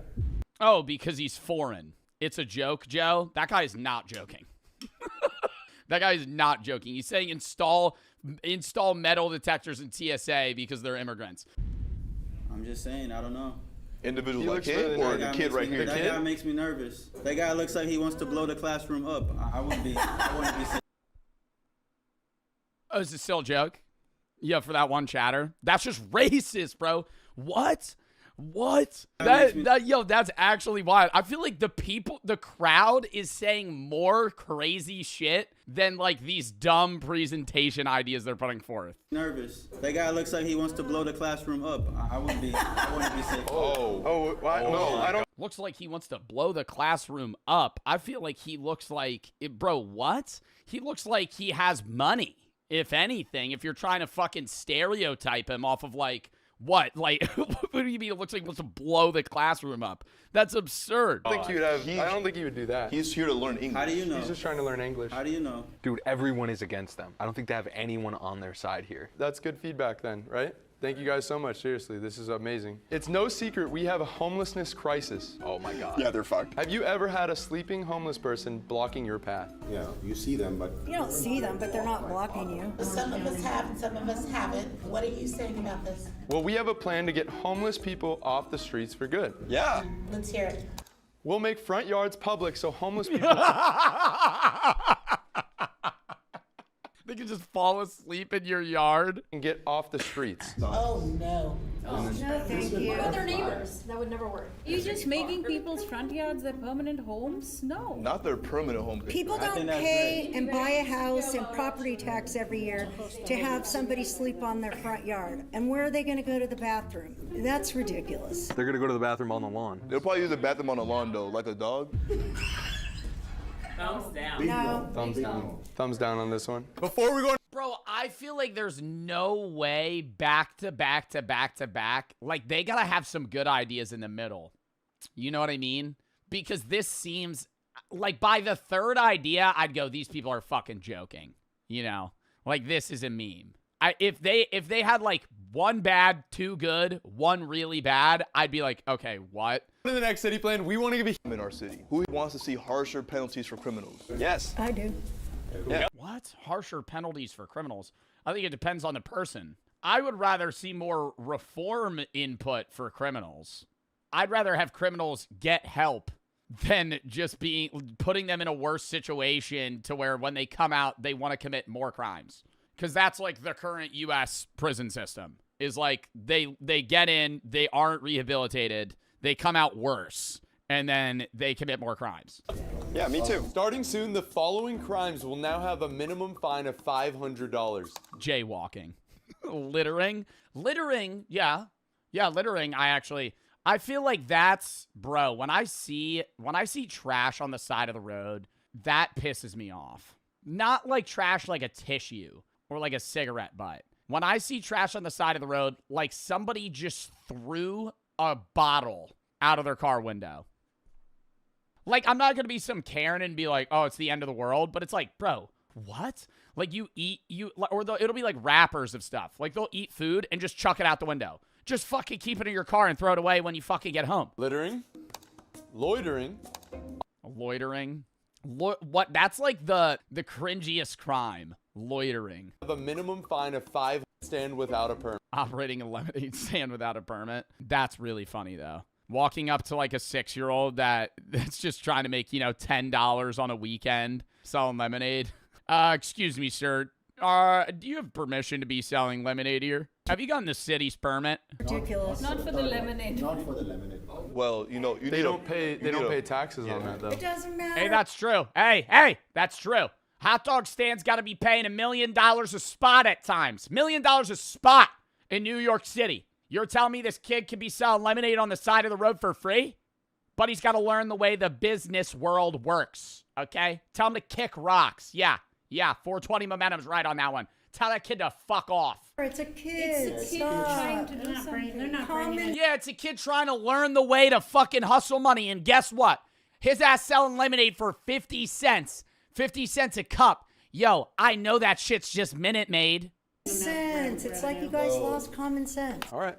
So. All right, we don't gotta give them a ticket. We'll just break their lemonade stand. Just kick one of the fucking spokes out. Spill their lemonade on the ground. This one? No. No. Okay. We've even decided to make some changes to social media usage. Arrest people for criticizing the government on social media. No. It's part of the First Amendment. Can you name the 5 elements of the First Amendment? Do you know? No. We should just move to Russia then. Or North Korea. Let's just move to North They love referencing Russia and North Korea. Korea. North Korea is a dictatorship. America isn't. North Korea is a dictatorship. America isn't. That's where we're heading if you want to do this. No. This is just for safety. I don't need the government to give me safety. See, that's the difference. You're so young, you haven't had a lot of life experience yet. She said she doesn't need the government to give her safety. I will say, yeah, the government shouldn't be arresting you for you criticizing the government, but you do want the government to provide you some sort of safety, like the police. That's the government. That's like your local government. You pay taxes, and that pays the police force. So you do need the government to protect you. You do need the government. You're gonna have running your area and making sure, or the mafia. You know, you're gonna fucking pay them, and they'll protect you. Yes. No. On to the next. No, okay. Let's discuss how we can use AI to help our city, shall we? Who here is sick and tired of crime in their city? Everybody is. We will have a new plan to stop crime before it happens. Enlist AI police robots to predict crimes before they happen. No. Predict? No, thank you. Yeah, they can predict it. Yeah. No. This guy's vibing with it. He's shaking his head. Okay, we're gonna say no. This lady's grilling him. Using advanced state-of-the-art AI, robots can detect patterns to catch criminals fast. Oh man. What's the metric? What is that color palette on the bottom? The metric right here, Jay wrote, yeah? So you see the threat detected here. The AI will detect the threat, and then police will be involved quick and able to get them. You're not guilty until you do the crimes. It's stupid. Well, we can predict, like, actually, we can predict 90% of the time, and it's always right 90% of the time. What's This is dumb. This is the dumbest stuff I've I ever don't even know why I'm Maria. No. Now we can profile with 90% accuracy. Well, now we can profile with 90% accuracy.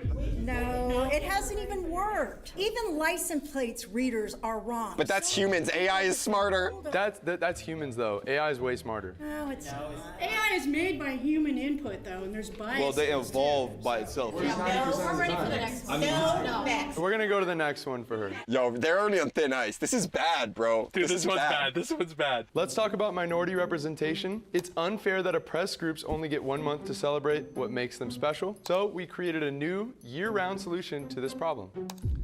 We're installing the world's biggest pride flag. Hell no. Are you joking? Do you guys disagree with that? I mean, like, I feel. Nah, it's gonna make us too soft. It's gonna make Orange County too soft. We can't go out like that. I feel like it would help, people come out and be more prideful. It's too gay out here already, so I don't think we need that. This guy's having some take. You see the reaction? The lip synced. Oh my God. Okay. 300 feet of gayness? I get the response of being like, all right, erecting the biggest flag in the world in the middle of your city is just odd in general, regardless of what the flag is. But then to be like, yeah, we already have too many gay people. What about a nice big American flag that has just everybody on it? Well, this is... What do you mean everybody on it? Everybody on it? What does that mean? Like, you're going to have a U.S. flag and then you're going to put other flags within it? The new American flag. Good, it covers everyone. Move on. Yeah. Everybody's covered. Yeah. This is good? Good? Yes? No. No. Yes? No? No. Yes, right here? Yes, I think that a lot. Oh, that's a no. Yes, right here. Yes, right here, pointing at the lady with the choose kindness shirt in rainbow text. Oh, that's... Okay, sorry about that. Wait. I think there's something else. Okay, cool. And don't worry, it can be easily seen at night with our 9,000-watt spotlights. Oh my God. Next. Next.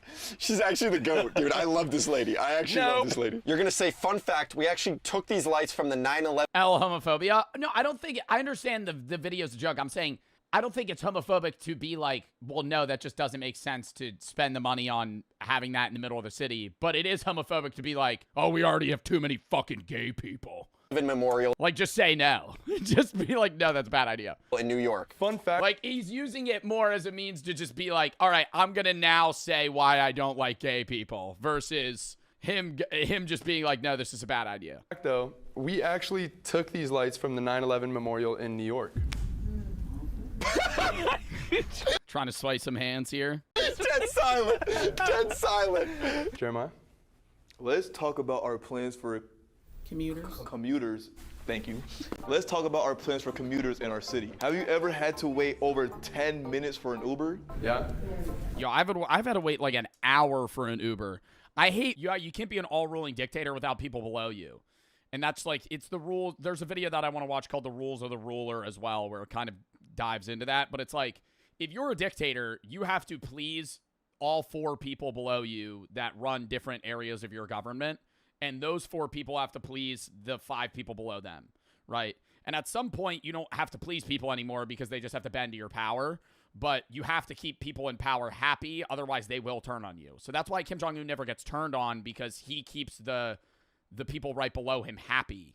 because they lived a shitty life. He brought them out of it and said, hey, if you just follow my rules and do what I do, you'll have power. You'll have a chauffeur. You'll have a mansion. You'll have a nice wife. You'll have this and this and this and this and food and cigarettes and weed and fucking whatever the fuck they want, right? And they'll go, okay.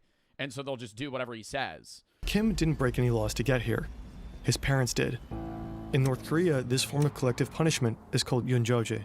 Wow. Guilt by association. Up to 3 generations can be punished for crimes of family members.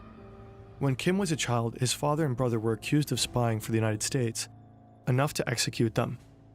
After that, Kim was brought to an orphanage under a new name. It took more than 40 years until someone found out about his true heritage. Even Kim himself wasn't aware of the supposed crimes his family allegedly committed. And that's insane. He didn't even know. He didn't even know. Oh, sorry, no, now you're going to fucking get stripped of everything. There's absolutely no judicial process. This is extrajudicial punishment. They'll just, take you away in the middle of the night, together with your family members. You just disappear. That's how it goes. 개낮에 잡아가는 건 없어요. 다 밤에 그냥 원래 그냥 어느 순간에 와서 싹 다 쓸어 가고. Without the neighbors noticing. So one day you're just living your life like in whatever, if you're in the city in North Korea or wherever, and then the next day your neighbor just disappears. Wow, and then you just don't talk about it. And it's just like, but it's just unspoken. It's like, oh, he disappeared. We know where he is. 정치범 수용소에 가서도 그 가족들은 우리가 뭘 잘못해서 왔는지 그걸 모른다는 거죠. Fear is the most powerful tool for prison guards to keep inmates in line. During Kim's time in Camp 14, a total of 25 inmates are executed. One day, he witnesses a fellow prisoner being killed for collecting chestnuts that had fallen from a tree. Kim's chestnuts that had fallen from a tree. Were they even being used? Spends most of his days underground. Hours and hours of endless work with no sunlight and no mercy. Kim struggles. He's never faced labor like this before. Mistakes are inevitable, and every one of them is met with the punishment of a guard who never leaves his side. Do you think he had like an internal wow moment? Because he was a high-ranking military official, and then now he's being sent to where he probably had to send other people. One day, a guard strikes Kim with the butt of his gun till he falls unconscious. For the next 2 days, he only receives half his meals. After more than 2 months of living like this in Camp 14, Kim decides to end it. Following a long day of work, he steps into the elevator of a mining shaft. The metal cage ascends until it reaches a height of around 2,000 feet. He pulls the safety pin, and the elevator falls. But Kim survives, and the vicious cycle goes on. When Shin is about 6 or 7, the camp's borders shift. His village is merged into the neighboring Camp 18, just across the river. It's said to be slightly less brutal than Camp 14, but for Shin, life hardly changes at all. Oh, he got moved to a different camp over? Shin is 15 and has moved out from his mother's home. He now lives with his father. One day, a teacher allows Shin to spend the night at his mother's house, a reward for good behavior. When he arrives, another guest awaits. It's his brother. Wait, he got awarded for good behavior, but he tried to take his own life in an elevator. Did they just think it was an accident or something? One day, a teacher allows Shin to spend the night at his mother's house, a reward for good behavior. When he arrives, another guest awaits. Oh, it's the previous kid. It's when he grew up? This is him when he's older? When he arrives, another guest awaits. It's his brother, Shin Hee-gyun.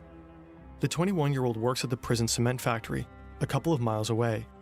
Shin doesn't like him at all. In the middle of the night, Shin wakes up from his sleep. He hears voices from the kitchen. His brother is talking about escape. His mother seems to support him. Shin's first instinct, he has to report this. Oh my god. Dude, having to rat on your own family, they'll die. Holy shit. Like, I was thinking it in the sense of like, oh, you just see some guy at like your work doing that. Like your own you would have to fucking snitch on your own family. And because, and it's not even snitch on them and like, oh, they'll just get punished. No, they're going to get shot in the head in front of you. And then you'll be like, not even really rewarded. It's just like, okay, you're not going to die. He goes to a nearby dorm room and wakes a friend to ask for advice. The friend urges Shin to tell the guards. They go to the school's night guard on duty and report the escape plot. Wow. Shin also signs a false police statement, claiming he saw his mother and brother commit murder. This piece of evidence ultimately leads to an execution order. Wait, so they had to fucking... Wait, what? So they have to fake that they committed a crime so they could kill him? I thought they were just able to kill him for conspiracy to run. The guards take Shin to an execution site next to the Taedong River. Why are they taking him there? I wouldn't want to go see that. A crowd has gathered to watch. They drag out his mother and his brother. They're killed in front of Shin's eyes.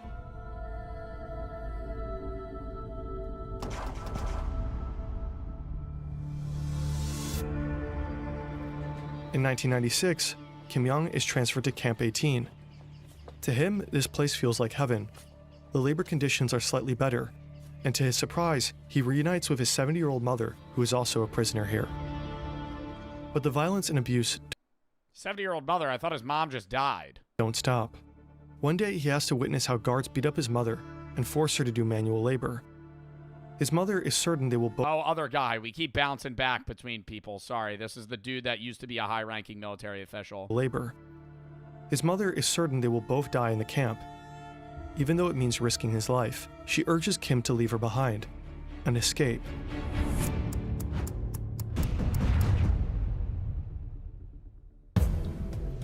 Escaping from a North Korean death camp is almost impossible. You know, these are highly protected facilities. You're talking barbed wire, walls, armed guards, intersecting lines of fire. Well, it's not even just that. You're also extremely you're experiencing extreme malnutrition. And so you're weak. You know, you can't run. You can't you're not going to be able to scale a fence very easily. You have no muscle. We're talking machine guns. Very, very difficult to escape. Right? It's, difficult to escape a detention facility in any civilized country. Imagine North Korea. Kim Young quietly studies his surroundings. He observes, waits, and starts thinking. He lays out multiple escape plans, but none of them seem doable to him. Another hard day of work. The prisoners are loading coal onto a train. Suddenly, they spot something. Grain scattered across the bottom of a train car.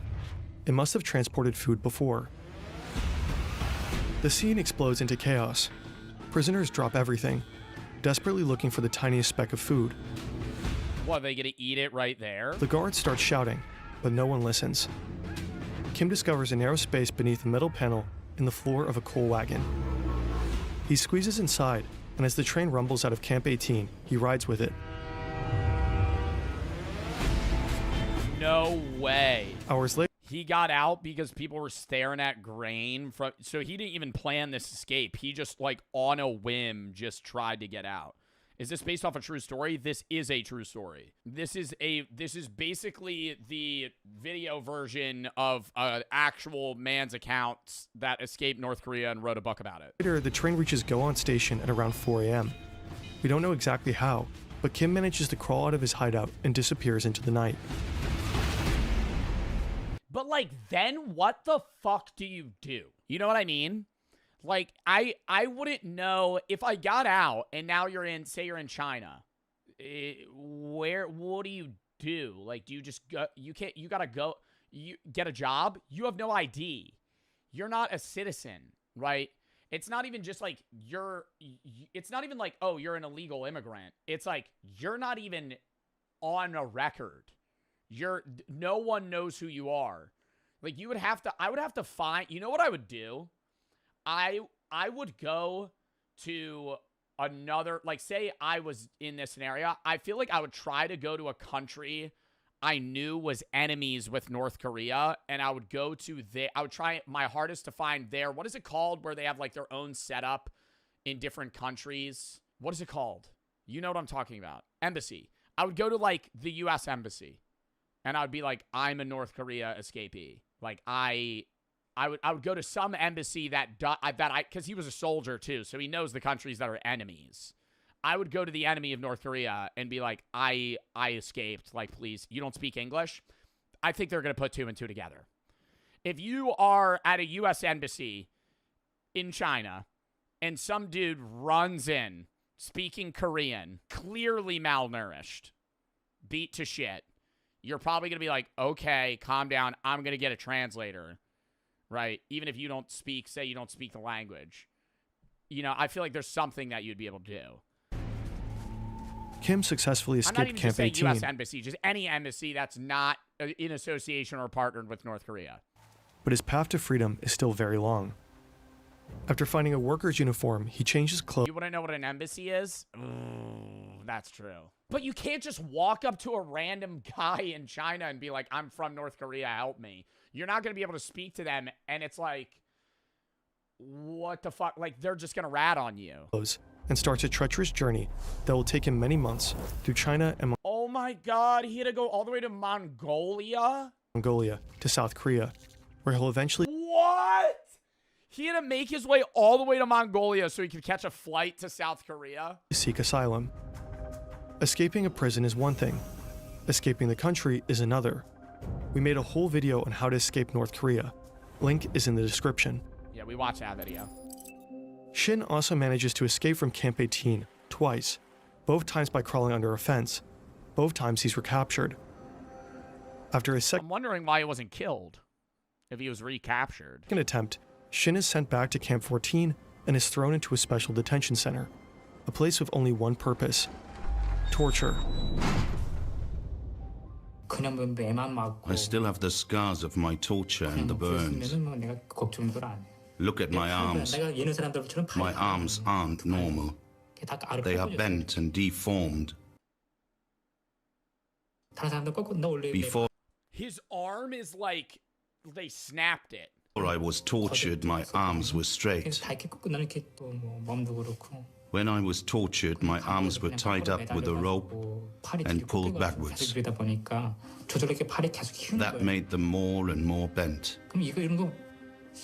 I'm filled with anger when I stand in front of the mirror and look at my body after a shower.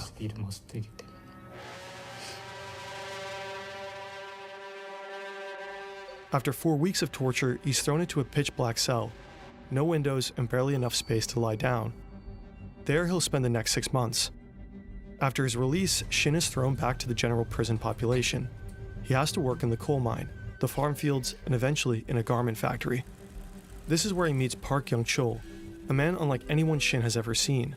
Born into an elite family, Park once held a prestigious job and had seen the world beyond North Korea's borders. What? So he left North Korea? By then, Shin already knows he's on the execution list. With Park at his side, he begins planning what will be Shin's third and final escape. Shin and Park are assigned to do some woodwork up in the mountains, along with some prisoners. They're chopping wood near the outer fence. The camp's fence is around 10 feet high. How many guards do you think they got for, like, a group of people? Because part of me's thinking, like, you could just rush those motherfuckers, you know? Lined with high-voltage barbed wire. But I feel like, bro, if you got a group of 10 people, they probably got, like, 3 guards. And they're all holding machine guns or rifles. The next guard tower is a quarter of a mile away. Shin watches. Some people would die. Yeah, well, realistically, they probably have enough guards to where all of them would die, so they can't revolt. But I'm thinking, like, if you had 2 guards and 10 people, you could realistically try, like, knowing 8 of you are going to die, but, like, 2 of you are going to be able to overpower them and live, and then you just steal their shit. The patrols. There are long gaps between them where no guard is close enough to spot the 2. The plan is simple. Wait until dusk so that their footprints can't easily be traced in the snow. They slip through the high-voltage wires without touching them. Risky maneuver. As the sun sets, Shin and Park move closer to the fence. They hack branches, pretending to stack wood. Nobody notices them. Park hesitates. Shin's heart races. He grabs Park's hand and they run. Shin slips. Park reaches the fence before him. He tries to squeeze his head between the 2 lowest wires and hits one of them. Park's body is not moving. The bottom wire bends under his weight, creating a narrow gap. Oh my god, and you just leave him. Oh my god, you just leave him. Shin crawls over Park's You have to. body. He's almost past the fence when his legs slip, hitting one of the wires. The voltage tears through him. His pants char. His skin burns from ankle to knee. It's that fucking high a voltage. Did it kill him? But somehow he makes it through. No! Okay. Park's body lies dead on the fence. Shin runs without looking back. Oh, because he got hit in the head. For 2 hours straight until he realizes that he made it. He manages to cross the river to China, and after a journey of almost 2 years, he finally reaches South Korea.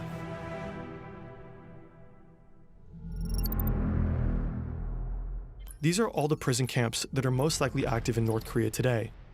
According to Greg Scarlatoiu, Like right now. Like right now.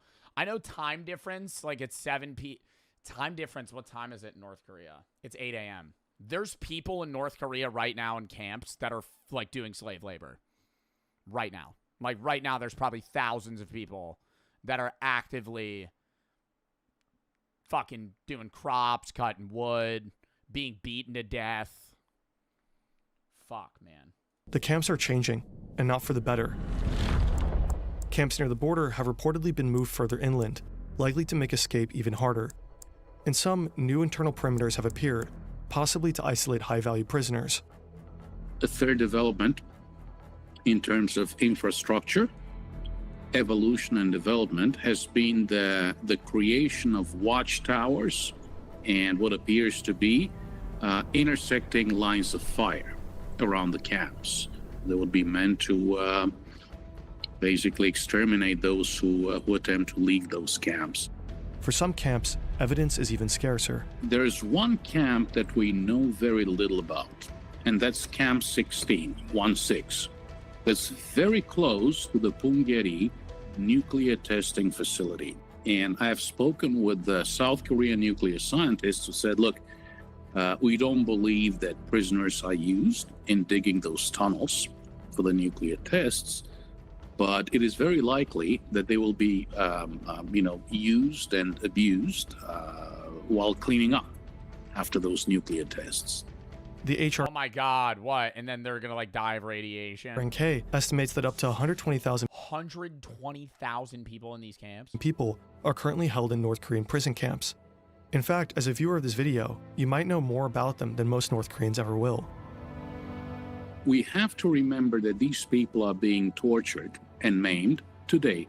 They were tortured and maimed yesterday, and the same will happen tomorrow.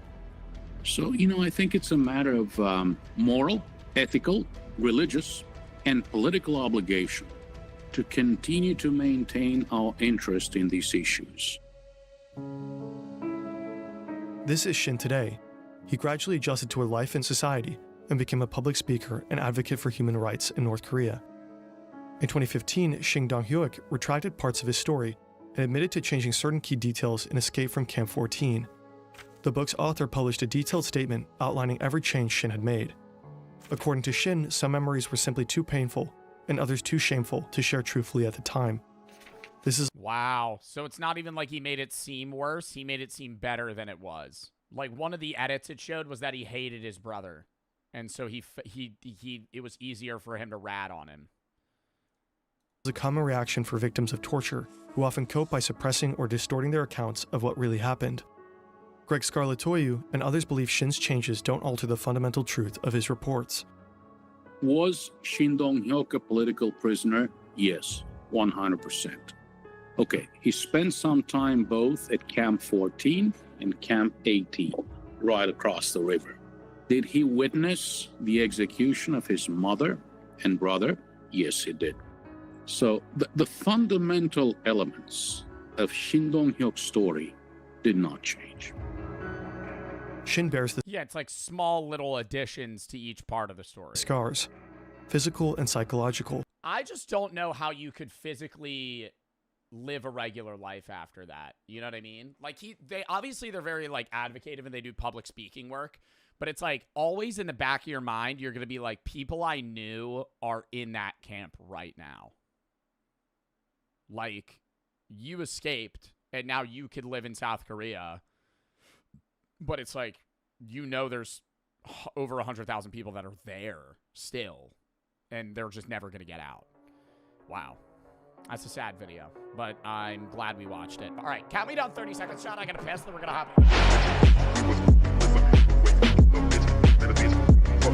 Wait.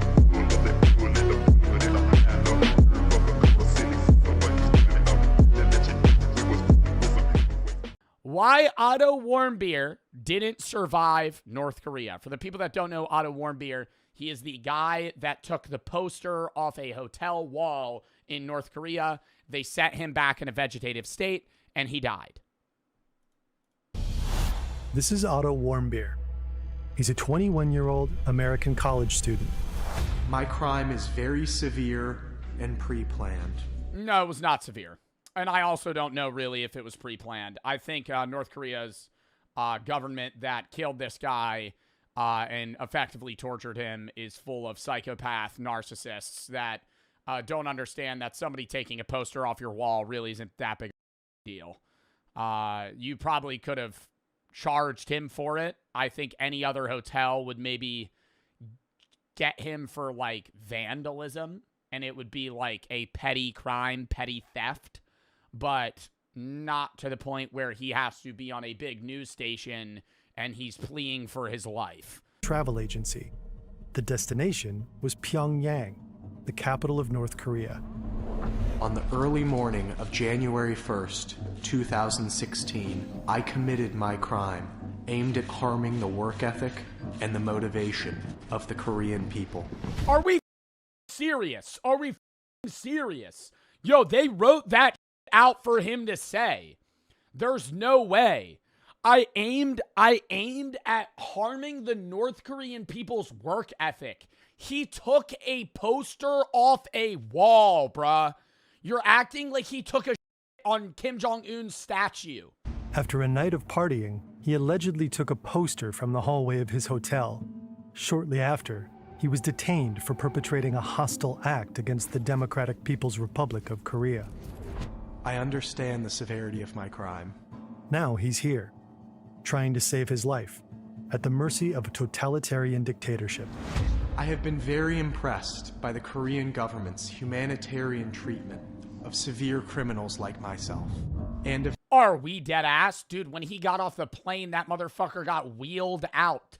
They put him in like a coma borderline. Are we serious? I respect how nice they've been treating me. When he got back, he died. they're very fair and square legal procedures in the DPR Korea. A communist regime that nurtures a deep hate for America. The United States administration already knows about my act through the CIA. And Yo, I actually always used to say that I would go to North Korea if they let Americans go there. I'm now changing my mind because I know they would kill my ass. I have talked so much shit about Kim Jong-un and North Korea in general, like so much shit. I couldn't pull up and be like, hello, I love your country. There's no prisoner camps here. You're not killing your people. You're a great leader. Your people aren't malnourished. No. You invented the hamburger. Oh, wow. Oh, your father invented the hamburger. Sorry. Wow. Really? Yeah, you just came up with the idea. Connived at my crime. Soon, the case of this college kid will escalate the already tense relationship between two nuclear powers. North Korea best not make any more threats to the... And I also, bro, I gotta say, it's not, there's no feeling bad for Kim Jong-un, but like, Kim Jong-un is definitively a product of the environment he grew up in. Like, Kim Jong-un would be a regular guy if he had not grown up with his father being a psycho dictator that spoiled him and like ensured that he would be the leader of his nation. Like, his son, Kim Jong-un wasn't even supposed to be the leader of North Korea. His older brother was supposed to. But his father called him a pussy and said that he couldn't lead because Kim Jong-un was better and like capable of doing that shit because his older brother was too into music and was too womanly or something. Like, Kim Jong-un was literally manipulated from the second he was a child to be the leader of North Korea. United States, they will be met with fire and fury. Otto Warmbier, at this point, has no idea what he is about to face. an American is being held captive in North Korea. He was sentenced to 21 years of hard labor. Those prisons are rough places. If something very bad happened to him. Americans' fateful trip to North Korea. Complete failure to recognize fundamental human. And I mean, dude, you're not even thinking, like, not only is he in North Korean prison, he's in just foreign prison, which is already terrifying. Like, imagine you're a guy that only speaks English and you get imprisoned in China. You're in jail or prison and no one speaks the same language as you. Like, that's maybe in China they would. In North Korea, no one speaks English because they hate English. They hate Western ideologies. So you're literally just like getting screamed at. You don't know what's going on. Rights. The dreams of a young man. You're fucked. Destroyed by dubious charges from a ruthless regime. This very press conference might be his last chance to save his life. I don't want to say, yeah, and I know that, like, they have him. Oh, my God. I feel like this is just one of those scenarios where it's like, and I'm not going to see, I know Trump was president when this was happening, and I think what he's doing right now, and he's like, we need to forcefully take over Greenland. Fucking crazy, right? Like, Denmark literally says we could use their military bases, and, like, why is he saying that? For his own personal gain. It's fucking weird, right? But, like, this is one of those scenarios where I do wonder what would have happened if he was like, if Otto Warmbier comes back harmed, I will bomb North Korea. Like, if he just, like, flat out said that. Like, obviously he never would over this kid because he's not, like, I don't want to say it, but it's like, the U.S. does hold value over important figures in foreign policy, especially with obtaining, like, either prisoners of war or, you know, people that are held captive in other countries. Like, if he was not just a random college student, it would be different. Son in my family. My mother needs me. My father needs me. My younger brother and my younger sister need me. I entirely beg you, people and government of the DPR Korea. I think he is emotional, but what sucks is he has to put, like, this begging plea when, like, he's not in the wrong. Like, he did a slap on the wrist thing, and they kill him for it. He did something so minute.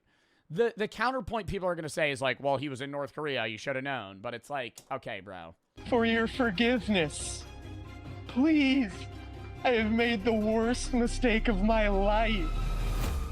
Otto Warmbier won't survive, and his case will bring what'd he do? Took a poster off a wall. The U.S. and North Korea to the brink of war. But the version of events many people remember might not be true. What? Can't start out the video. Much of our research is based on this extensive GQ article. Find the link in the description. New Year's Eve, 2015. This is Kim Il-sung Square in Pyongyang. It's not 2015 in North Korea. It's not 2015. New Year's Eve, different year in North Korea. Thousands of North Koreans have gathered to watch the fireworks and greet the new year. Among them is a group of tourists. These are people from Europe, Australia, and the US. They're here with a travel agency, and they booked a 5-day, 4-night New Year's party tour for $1,200. Otto Warmbier is one of them. I mean, that's crazy, dude, how much the country's changed since then that you were able to book a New Year tour in North Korea. New Year's party tour for $1,200. Otto Warmbier is one of them. Now, after the fireworks, they return to their hotel, a 47-story tower located on a small island in the Taedong River. It boasts 5 restaurants, a bar, a sauna, a massage parlor, even a bowling alley. One of the restaurants revolves.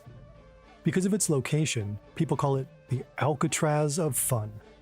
During the tour, they'll drink at a fancy bar and eat at fine restaurants. And, on top, they get the full propaganda tour. They've already visited the 70-foot bronze statues of Kim Il-sung and Kim Jong-il, the country's first 2 dictators. They're regarded as near holy figures. State propaganda has it that when Kim Jong-il was born at the site of a holy mountain, a double rainbow and a glowing new star appeared in the sky.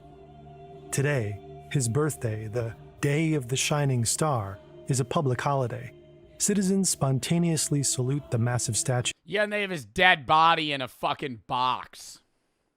Or some shit. It's either him or his son. They have his dead body in a box that they, like, fucking visit. Or some shit. It's fucking weird. Homage. Yeah, he's in an eternal Propaganda slumber. is everywhere. Billboards show images of missiles striking the U.S. Capitol. Other posters sport slogans like, "Let's arm ourselves strongly with Kim Jong-il's patriotism." Disrespecting the communist dynasty can get you in big trouble. According to GQ, the Database Center for North Korean Human Rights confirmed a case of a factory janitor being prosecuted for bumping such a picture off the wall so that it fell and broke. Otto and the other tour members need to be careful. One wrong move, and they could face harsh punishment. Otto was raised in a suburb outside Cincinnati, Ohio, the oldest of 3 siblings. In high school, he was popular, athletic, and smart. At both prom and homecoming, he was crowned king. Speaking at his high school graduation, he quoted Andy Bernard from The Office. I wish there was a way to know that you're in the good old days before you've actually left them. Now, he's majoring in finance. Halfway through his junior year, he decides to do a winter break adventure to North Korea. It makes sense. He'll be studying abroad in Hong Kong in the spring. In 2015, the State Department's travel advisory for North Korea is clear. It recommends against Americans traveling there at all. On the other hand, the website of Young Pioneer Tours, Otto Warmbier's travel agency, said that traveling to North Korea was, quote, extremely safe. The tour operator specializes in taking... Yo, that's literally cap. Like, if you, even in 2015, if you landed in North Korea and you just went, fuck Kim Jong-un, arrested. You to destinations your mother would rather you stay away from. Kim Jong-un is both fat and stupid, arrested, dead. Parents had their concerns. But, as Cindy Warmbier later said, why would you say no to a kid like this? Early in the tour, the group is visiting this ship, the USS Pueblo. The North Korean military captured it. I'm not suicidal. In 1968. The North Koreans claimed it had entered their territorial waters. I gotta rewind. Captured it in 1968. The North Koreans claimed it had entered their territorial waters. Now it's a tourist attraction. When the North Korean tour guide explains that the ship was seized from the United States, he doesn't say the... Yeah, and they always go, oh, with North Korea's might. With North Korea's might, we took hold of the ship. The very weak Americans died trying to fight us, and now we use it as a showcase that we're much stronger. Yo, we could flatten your country. Like, I mean, it's just it's garbage just being spit out of their mouth. Like, it is literally just like fucking king. Yo, nobody dick rides harder than the people of North Korea for Kim Jong-un. And it's not even because they want to. They have to, or they die. United States. He says, the imperial enemy. This is not political, chat, bro. I'm not putting a political warning. In 1950 and 1953, the U.S. dropped an estimated 635,000 tons of bombs on the country, plus some 32,000 tons of napalm. Major cities were obliterated. 75% of Pyongyang was destroyed. During the war, as many as 1 million civilians perished. Wow. In 1953, a ceasefire ended combat in the Korean War, but a peace agreement was never signed. Technically, the North is still at war with the South, and with its ally, the US. Most Americans are unaware of this war, so much so that the Korean War is often referred to as the Forgotten War. Not so in North Korea. The North Korean tour guide explains what... Some random history that I'm probably going to poorly explain to you is that the U.S. originally didn't even want to get involved in, like, Asian war, like, involvements. But during or right before the Korean War, something happened with Taiwan and the U.S. wasn't going to get involved. And because it was outside of like the line of protection or something that they had geographically drawn. And then there was something that roped in the U.S. to Korea. And then that like fucked everything for like the involvement of China and Taiwan, and then also like Russia and how they backed the North Korean. It was like the Iron Curtain involvement where they were trying to get South Korea to be taken over. And so it became this whole thing that the U.S. ended up getting in. I'm explaining this terribly. Yeah, it was like originally there was no plan for the U.S. to even enter the Korean War. Like we were just going to be like, we're out of it. It's not our problem, you know? And then they just roped us in. 82 American sailors that were captured along with the ship. They were beaten, starved, and only released after 11 months. Otto Warmbier is not visiting just any country. Also, correct me if I'm wrong on that. I probably got info wrong there, and I explained it bad. He's in enemy territory.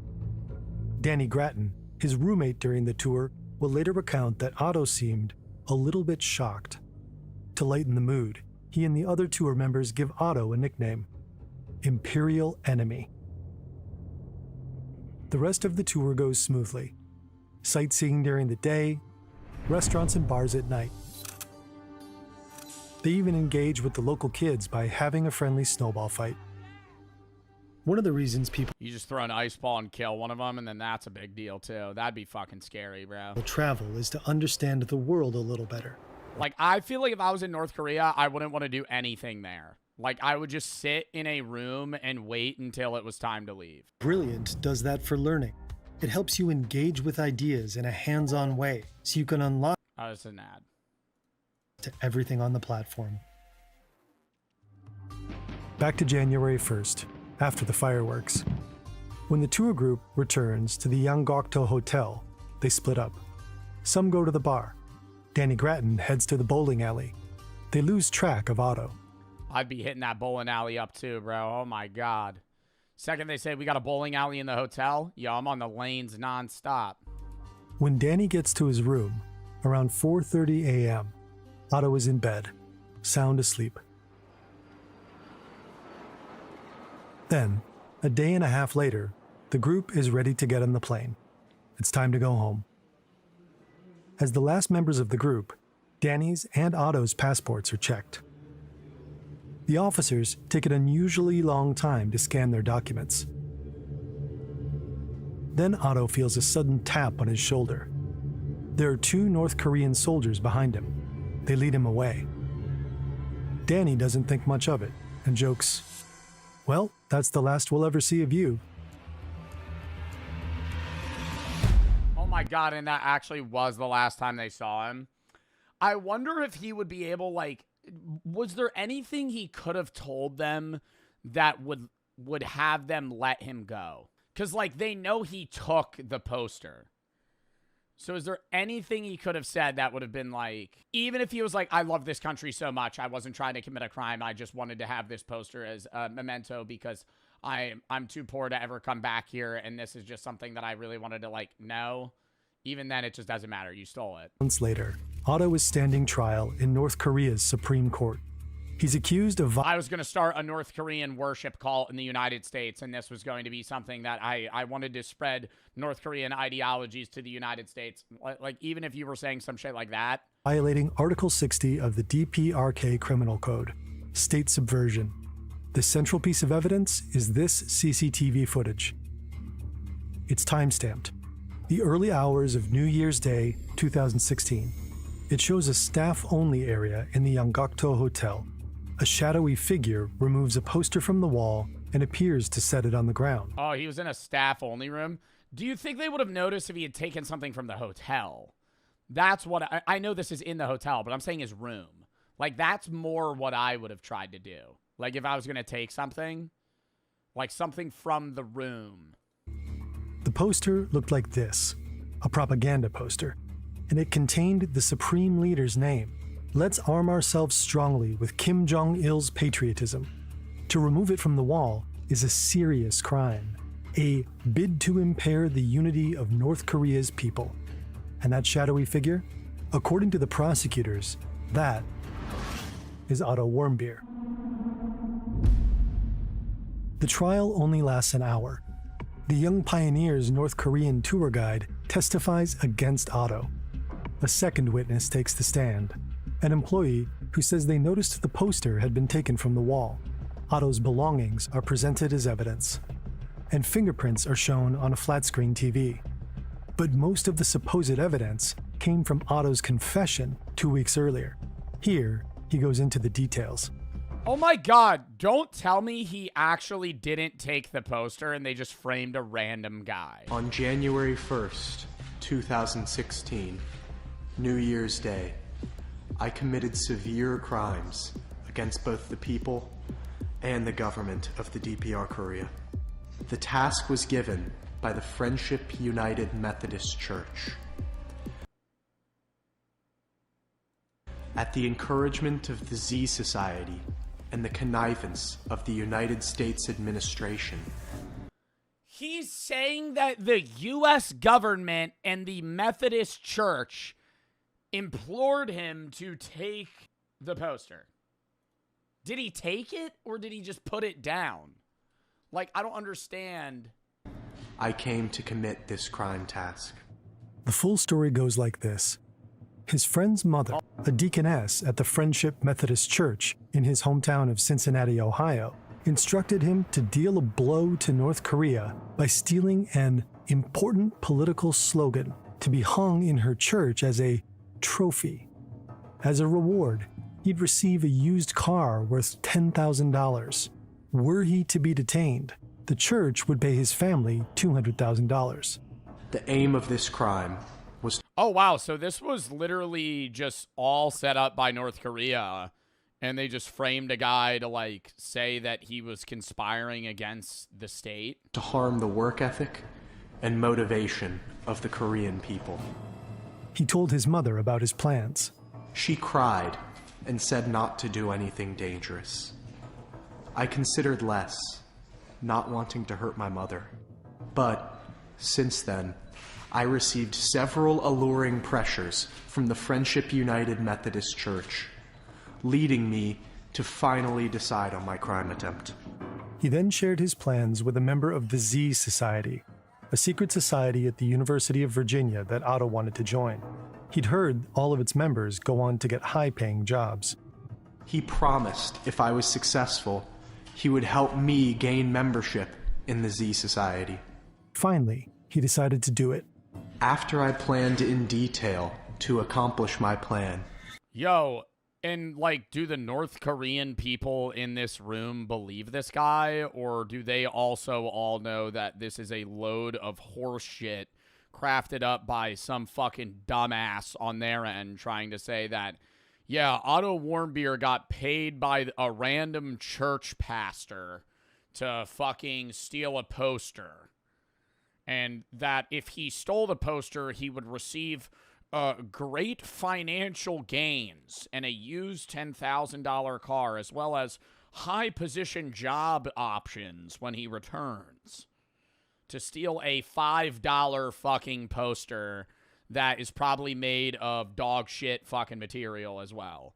On the early morning of January 1st, 2016, I committed my crime of taking out the important political slogan from the staff-only area of the Angakdo International Hotel, aimed at harming the work ethic and the motivation of the Korean people. And he explains... What, the fucking one janitor and the maid at the hotel, dude? They probably have no guests at that fucking hotel anyway. I mean... The plot goes all the way to the top. The United States administration already knows about my act through the CIA, which is closely linked to the Z Society, and connived at my... Yo, the Z Society actually sounds like some shit that's made up from, like, a Disney film. Like, genuinely. Crime. The church, too, is linked to the government. The Friendship United Methodist Church is not a typical church. It is very wealthy, with $42 million. That is why the United States administration... Yeah, the fucking $42 million. I mean, that number might be accurate. across all of the Methodist churches combined. His local Cincinnati church does not have $42 million. Has very close ties with this church. He was manipulated, plain and simple.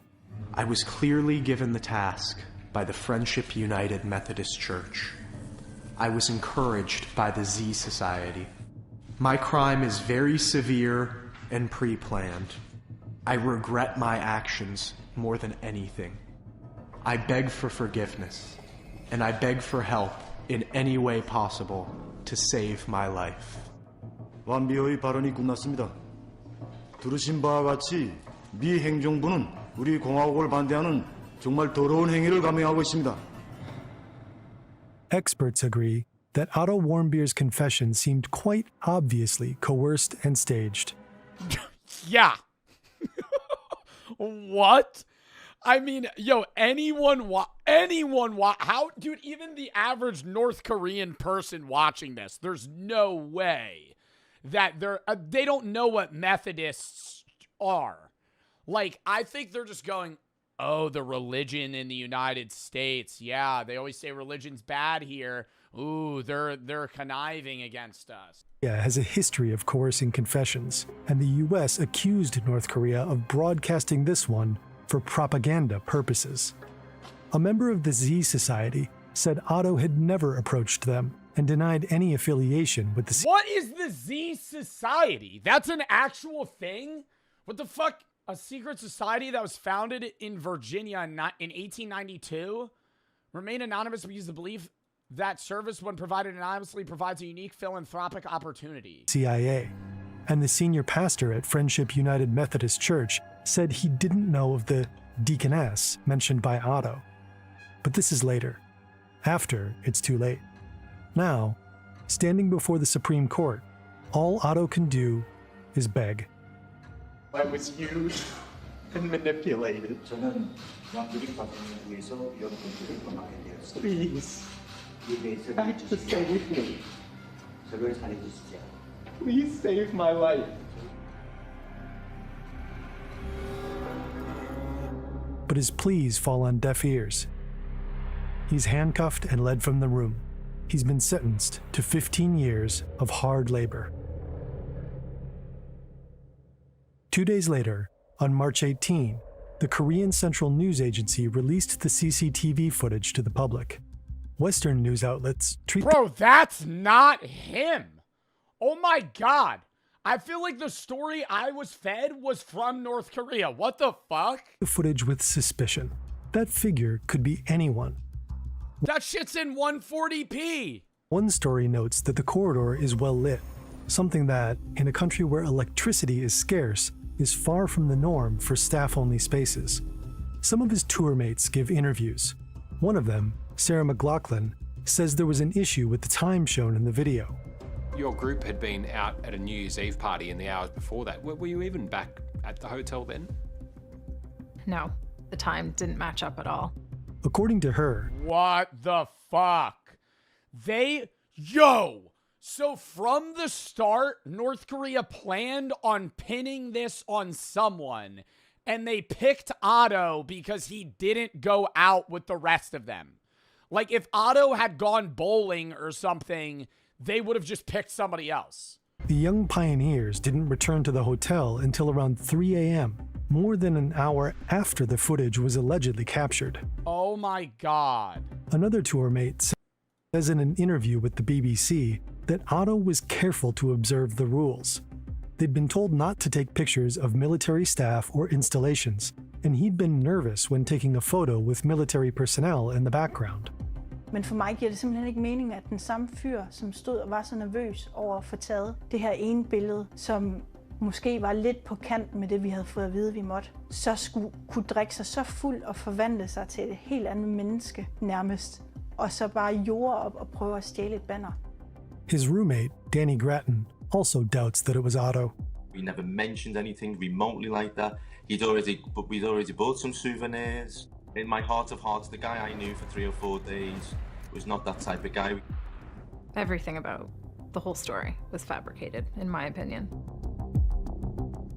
But why? Otto's parents, Fred and Cindy, turned to the Obama administration for help, but the Warm Oh, was Trump not president at this time? Beers later said they were advised to keep quiet. According to GQ, Robert King, the special envoy for North Korean human rights issues, warned that drawing media attention to the ordeal might anger the regime. Oh my God, and then they would just kill him. I don't even think that's bad, the government, because my point was like, if Trump was president, I feel like he'd be like, I'm just going to kill you guys, give him back. But then they would just kill him. King warned Warmbiers to expect a marathon, not a sprint. He recommended the family be quiet to avoid antagonizing the unpredictable regime. Media attention to the ordeal Yeah, because they could just do anything. might anger the regime. What makes it even more complicated is that the United States has never had a formal diplomatic relationship with North Korea. There is no U.S. embassy in Pyongyang. Yeah, so how are they even going to communicate? The Swedish ambassador serves as the liaison for Americans, but the Swedes' calls and emails are met with silence. The days turn to weeks, turn to months. Efforts at back-channel diplomacy are stymied. The issue is passed from one administration to the next. No one knows where Otto is, what he's doing, or how he's being treated. Then, in early June 2017, some 17 months after his detention, the news finally arrives. Otto is unconscious. An extraction team of doctors and diplomats is put together. And finally, Let me start by saying that I'm glad Secretary of State Rex Tillerson and I, along with a very talented team, were able to get Otto Warmbier back with his parents. Fucking idiot, dude. Like, I mean, like, we got Otto Warmbier back. He's in a fucking coma. We got Otto Warmbier back. He's brain dead. He's, what the fuck? We got him off the plane. You got him back. You got a body back, bro. You ain't get the guy back. Otto's not there mentally. Otto Warmbier is returned to U.S. soil on June 13. We're thrilled that our son is on American soil, and I'm able to talk to you on Otto's behalf. Failed end of the world predictions. Papa Meat. I don't want to set the world. The recent one on TikTok. What do you think those people are doing now? If you don't know about that, there was a lot of people on TikTok recently that were selling their homes and cars and giving away all their items, putting their kids up for adoption. Not a lot. It was probably like 100 people. But there were people that definitively tried to get like rid of all their goods for the rapture because they believed that the world was ending and the devil or demons were going to take over Earth and they were going to be sucked into heaven. And there were like rapture tip videos on how you should stand outside so you don't get stuck on your ceiling, which I thought was kind of stupid because if you were getting raptured, you would think that God would just be able to morph you through the wall. But a lot of people were seemingly worried that there would be something blocking their headspace and they would be kind of stuck to the ceiling like you're in one of those UFO carnival rides. And God would be trying to rapture you, but he would give up because your drywall was blocking you.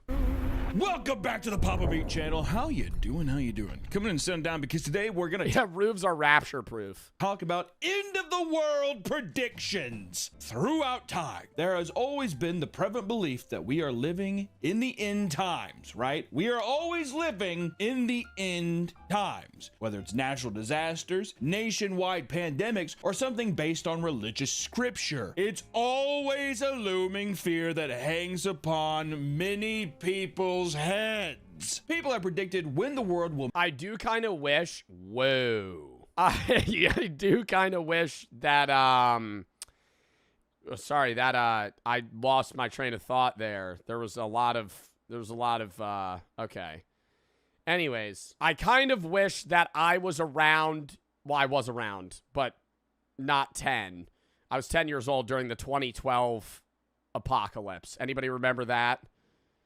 Like, I didn't hear about that shit until way later. I kind of wish that I was able to experience in my current conscious form the mass hysteria that was the 2012 apocalypse, where a lot of people full believed that the world was going to end in 2012. Meet its end even as far back as the first millennium. These predictions often resulted in a mass hysteria, with believers going to great lengths to prepare themselves physically and emotionally for their fine. I love Doomsday Preppers, though. That show's awesome. My favorite part is the first 5-second intro. My name's Dale, and I'm getting ready for a fucking sun flare. There's a lot of realistic ones like that. And then it'll be like, my name's...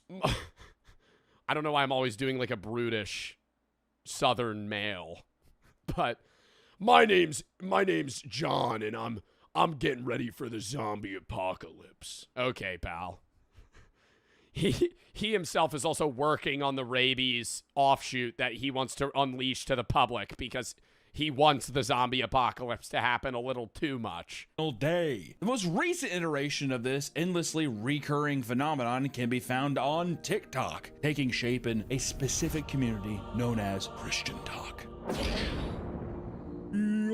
A very small subsection of Christian Talk, though.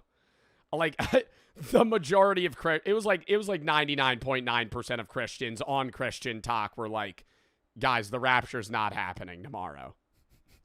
Guys, this is a little unreal. The only God, the white Christian God.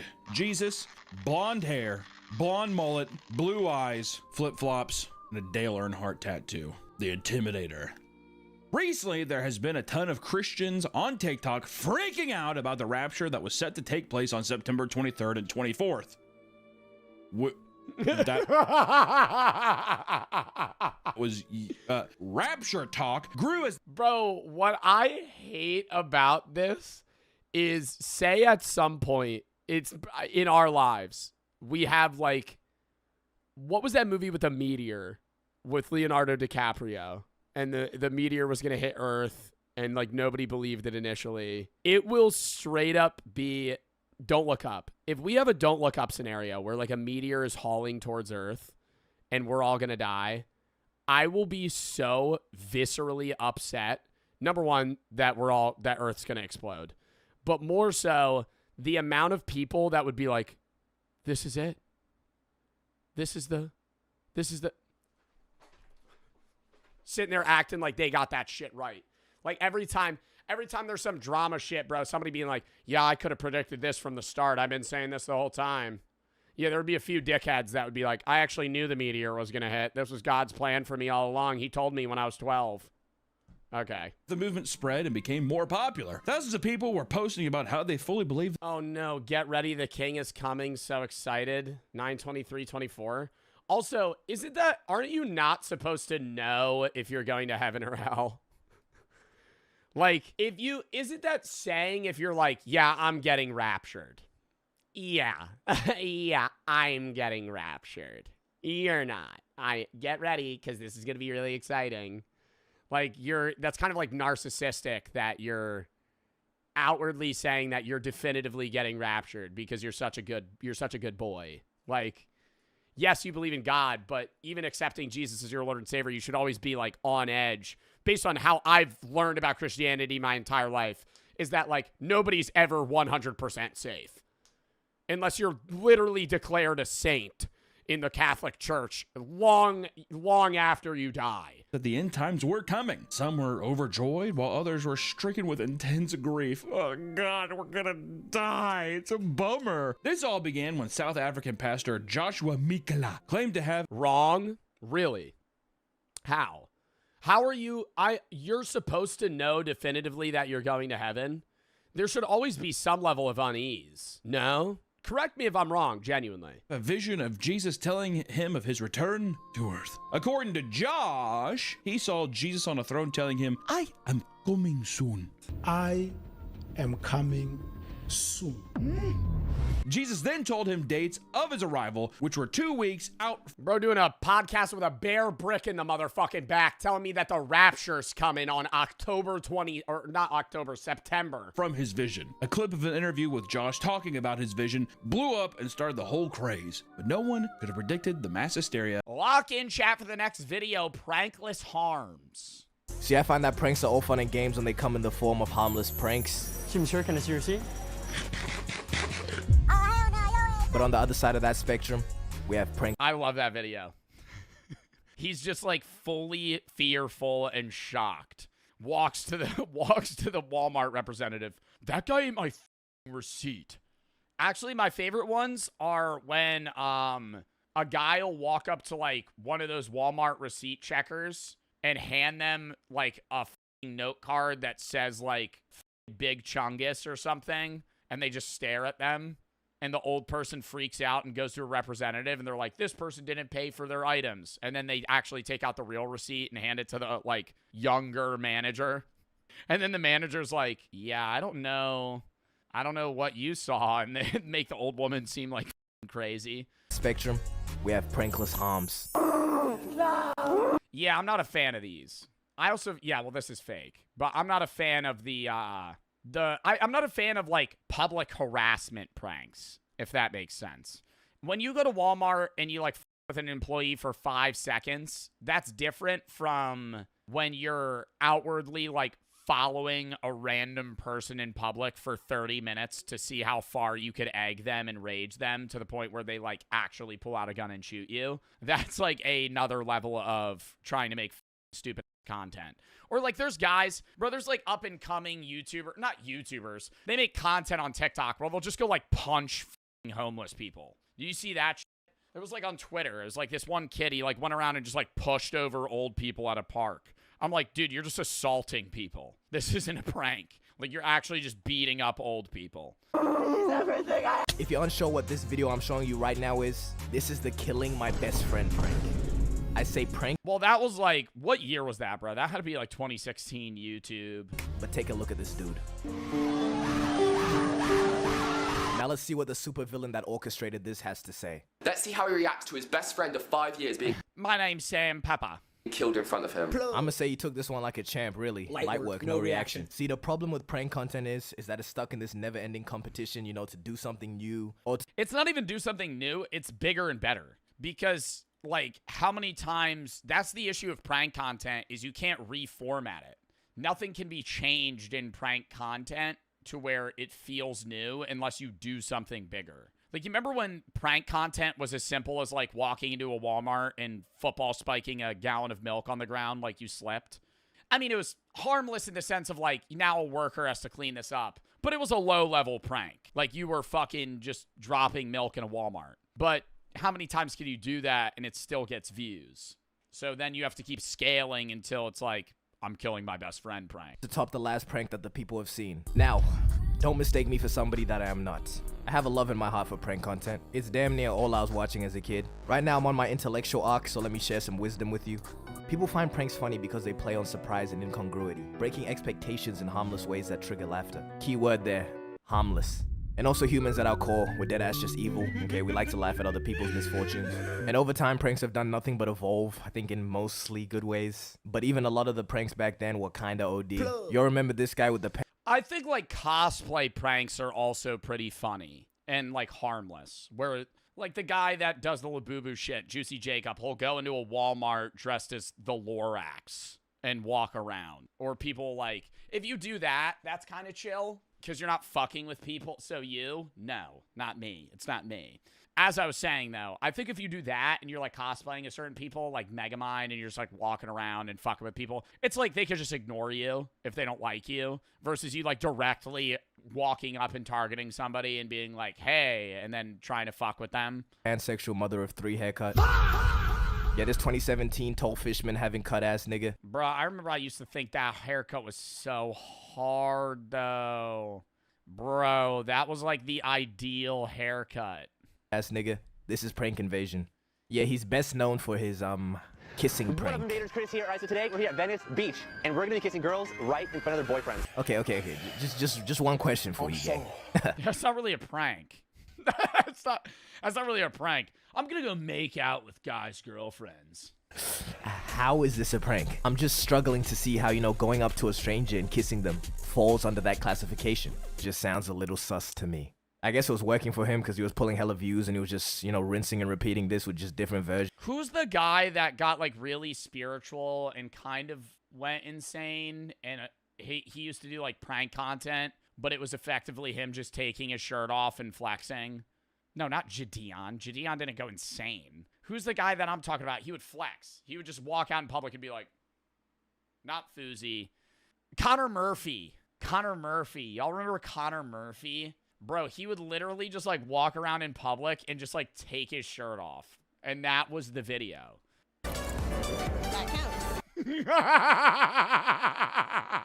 I think we lost this nigga at the sister edition though. I'm gonna try to kiss my sister. Anywho, I think at least most pranksters stopped faking their pranks after it became like a whole scandal. Personally, I didn't even find it deep, as long as I couldn't tell or it wasn't extremely obvious. Something that just never did it for me was all those channels that would prank their significant other like over and over again. Well, that was just family channels. This time, I'm gonna prank my wife and think like there would be wives videos where she'd be like, this time I'm gonna sleep with a mannequin in my bed and make my husband think I'm cheating on him. Roman Atwood. Not funny. You can only kill your kid so many times before I start believing your girlfriend's Roman Atwood did a kill your kid prank. reaction. That's like traumatizing. Killing my kid prank. I blew up my kid is a classic prank though. I'll give it to you. Did she actually believe it? But there was this other channel. Oh my god, that's like kind of fucked. Did she freak out though? She had to be in. She had to have been in on it. You could tell the explosions way after. But there was this other channel, Prank vs. Prank, and their whole thing was just boyfriend and girlfriend pranking each other over and over again. They did like 6 or 7.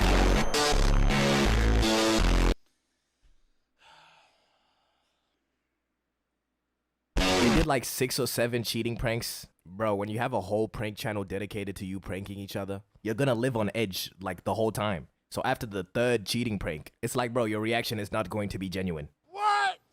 Well, yeah, like after a point, you're just going into every day assuming that your partner's going to prank you for the channel. But you have to lean into it, otherwise it's not content. So that's when you get those like really corny ass intros like, what's up, Ace? What's up, A-fam? We're going to be pranking my girlfriend today and making her think that I cut my own fucking foot off. Like these two deadass used to just terrorize each other. Like this prank where he laces her food with a ghost pepper.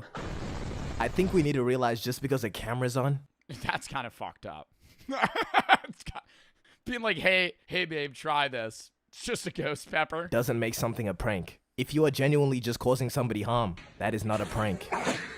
And there was these 2 kids that just... Yeah, it almost got to the point where, like, I think if YouTube didn't have guidelines, I think there would actually be, like, drugging my friend pranks. Like, that would be... I wouldn't even be surprised if there's a YouTube video from, like, 2013 that's like that.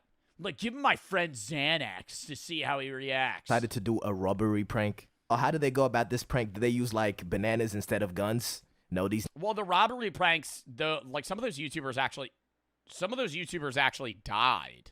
Where they would we watched a video on that, where some guy fake robbed a group of guys and he pulled out a fucking knife and they just took out a gun and shot him.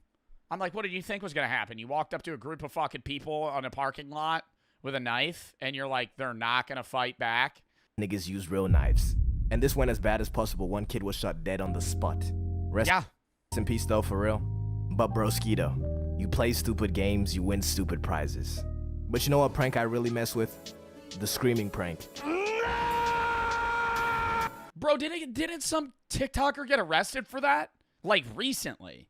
Wasn't there a TikToker that got fucking arrested for, like, screaming in, like, a Walmart and blaming it on his friend? What's the crime there? This was revolutionary. This is what pranking needs. Because modern day pranking, right now, is just a whole lot of rage bait.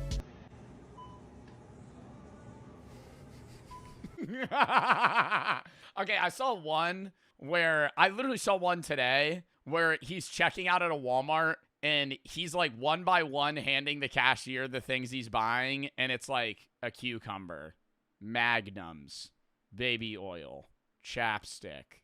Like one normal thing, a box of chicken nuggets. And then he would just keep handing him, and the guy's face is just going like wider and wider, and he's trying to keep his composure because he's like, there's no way this guy's buying this. Or straight up just confusing people. I really don't know because I don't really know. Because it's gonna be like a 4-foot drop because I have a really expensive phone. I have a 14 Pro Max. And the screaming prank was just another one of these. Until we introduced the twisted yet genius prospect of the backup screamer. See what the original prank was? You just have somebody scream in a Walmart or something, and then you had to try and convince them that it was not you. It wasn't me. But the integration of the backup screamer. The integration of the backup screamer brought all the attention off you, especially if they sounded like you. I've seen backup screamers that don't scream the same, and it's not convincing because the people are going to remember the pitch, right? You need somebody that has a very similar voice to you. Somebody else take the fall. Genius. Simply just genius. Now, just before I mentioned rage bait pranks, now there's a thin line with this one between harmless prank and prankless harm. Rage bait pranks been around forever, like the calling black people neighbor prank. What's up, my neighbor? Or the farting in the hood prank. Or the staring at people in the hood prank. Pretty much anything in the hood. Black people. Bro, those pranks were fucking nuts. They would just be a guy that would walk up to somebody and be like, I'm like, you're asking to get beat the fuck up. Like, how much would somebody have to pay you to go in public and just stare at someone? Like, but not even from afar, like directly to their face. And when they say stuff, you don't respond. I would think that they would murder me. I'm not doing that for any amount of money. $10? For $10, bro, your ass is caving. Your ass is caving. You're not doing that. If I gave you $10, you're not walking up to a guy and going, you would maybe do it. And the second he goes, what are you doing, bro? You're walking away. You're going to be like, I'm sorry, man. Okay, so there's like a camera over there. I'm getting paid. You're going to be, I'll give you half the money. You would immediately give up. People are content farm for pranksters. And why I say there's a thin line, because, you know, we obviously have pranks like staring at people in the hood. Because obviously you're not causing anyone harm, but you know how they're going to react, you know? So when a petite white guy goes around... I think that's anywhere, though, bro. You stare at somebody like that, they'd be like, bro, what are you on? ...in the hood saying, my neighbor, with the hottest ER you've ever heard. Yeah, he's going to get some reactions out of people. But when you get to putting your cheeks all up in people's faces... Even if it's a real fart or not, that's a reasonable crash out. Oh, and does this... Okay, but that is kind of funny, though, when you're in, like, a subway and somebody rips ass as a prank. Not like the fart spray. I've seen that video. Where he's in a subway and he's spraying fart spray on himself like it's cologne. And there's, like, somebody in the background just gagging. One guy on TikTok, right, that gets employees into the craziest positions and has them say some crazy shit. Come in. Are you in? Are you in? In my ass? I don't know how he'd be getting away with these. He just calls them brain teasers and people do them. Like, I know it's not part of your job to be in this position when a customer asks. Come in my butt. Come in my... You high-key did this to yourself. And also just being a public nuisance. Yeah, I don't understand. Like, some random guy walks up to you and you're like, yo, you gotta get on your knees and say, but spell run. Be like, what's the brain teaser here? Since I don't think that falls under the prankless harm category. Yoo-hoo, it's a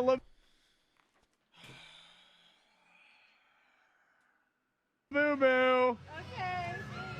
Joe, I love you so much. You motherfucker! I'm not, it's not me. That's not me. That's not me.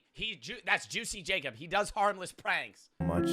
But what I mean by being a public nuisance, this guy Vitaly got arrested for unjust... The guys that go to different countries and play pranks on people is like, fuck it. Well, the guys that go to other countries and play pranks on people, their pranks are usually just like blatant racism.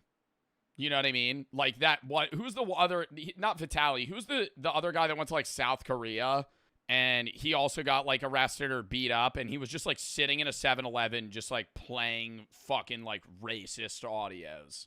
It wasn't Fuzi. Yeah, Johnny Somali. This guy Vitaly got arrested for unjust vexation, which is the crime of being annoying. And before the arrest, he was low-key on a different path too. Is that really a crime? Just being annoying? Of terrorizing civilians, he focused his attention on predators. Now, what he was doing to him. Yeah, a lot of them will hard pivot content-wise to that because then it's more socially accepted. But they'll still do the other shit on the side. Is Vitaly in jail right now? I thought he got out. He was in the Philippines, right? Is Vitali in jail? He was held in a holding facility facing deportation. Wouldn't you want to be deported? Isn't being deported, like, good in this situation? And I high-key can't even be mad about it. If your calling is terrorizing people, you know, these are not bad people to choose. Even Gideon did the same method. A running theory of mine is that... Well, Gideon, he used to make regular prank videos, stopped. And then he was making, didn't he have like a period? I know he's still very religious now, but didn't he have a period in time where he was just making like straight up religious content? Like he had, it was like a few month period or where he wasn't making content at all. I remember he made an announcement. People that make he prank never content did. Yeah, but he did stop for a minute. Genuinely find enjoyment in causing other people misery. And if they're getting backlash for doing it to random people, I mean, why not do it to people less deserving of human rights? It probably does get to a point though. This might be a little bit overdoing it. It's debatable though. But then there's this other kid, Heston James, you've probably heard of him, who's facing 9 years in prison. For doing the screamer shit. They have this nigga on 13 charges because of some YouTube pranks. And what's funny is under a Fox News video reporting on this, there's like a bunch of middle-aged people just flaming this nigga. Diggler Duck said, influencer is just a euphemism for malignant narcissist. What does that even mean? First thing, dumbass. Not an influencer, so fuck everything you just said doesn't mean shit.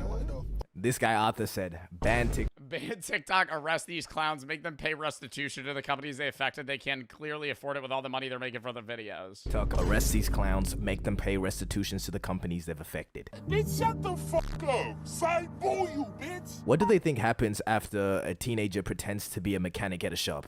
The whole business just goes into ruins. The business burns down. They don't know what they can fucking do anymore to fucking get customers. Maybe 10 minutes of their time was taken up. That's being generous too. I think if you're one of those prank people that were like licking ice creams and putting them back in the fucking container and back on the shelf, yeah, you should have to fucking pay for that. But if you're like walking in to a public, you know, business and pranking somebody and leaving, that's different. There's a difference between actually publicly pranking people and doing genuine vandalism. And I'm not saying it doesn't. And like fucking what would they even be? That would be more than vandalism. If you were like eating products and putting them back, what is that? That's like a health violation. Doesn't affect these people at all. Obviously, this shit is probably annoying as hell. I'm just saying it's not that serious. Okay, multiple criminal charges over this. Who we should be prosecuting is them ass niggas from 2016 who dressed as killer clowns and terrorized the youth. Bro, I flat out have the take that if your dumbass was out on a random road in the middle of nowhere at 2 a.m. dressed as a clown holding a knife and somebody runs your ass over, that is fully your fault. That era was so weird where people were like, yeah, let's just go stand out in the woods and wait for people. I'd be like, bro, no, you're actually going to fucking murder someone. 2016, I was only a baby. But there was genuinely a stretch of time where I didn't feel comfortable going outside. Damn. Yeah, bro, scary. I remember because it was so common. And then there was like a weird mixture of people that were prankers versus people that were actually psychopaths dressed as clowns trying to like kill people. I'm really out here being the prank police. But I deadass think a lot of quote-unquote pranks are just acts of terrorism. Okay, maybe I dragged that a little bit. Except for the fake bomb prank.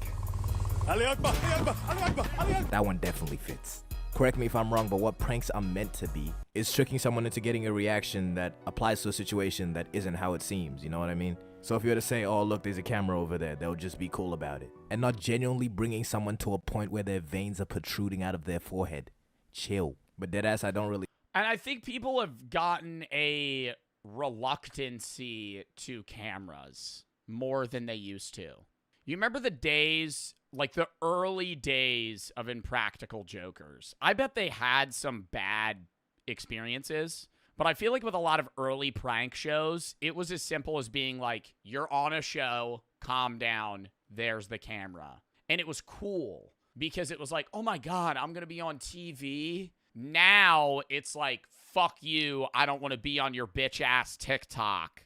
Like, it's full switched. Because it used to be like cool to be like, oh, I'm going to be on TV versus like, no, fuck you, I don't want to be involved at all with whatever the fuck you're filming. I care. I only comment on things because I can. I just get both sides of hate and love towards prank Yeah, no, I think prank content in general, it's like you gotta walk a thin line. content.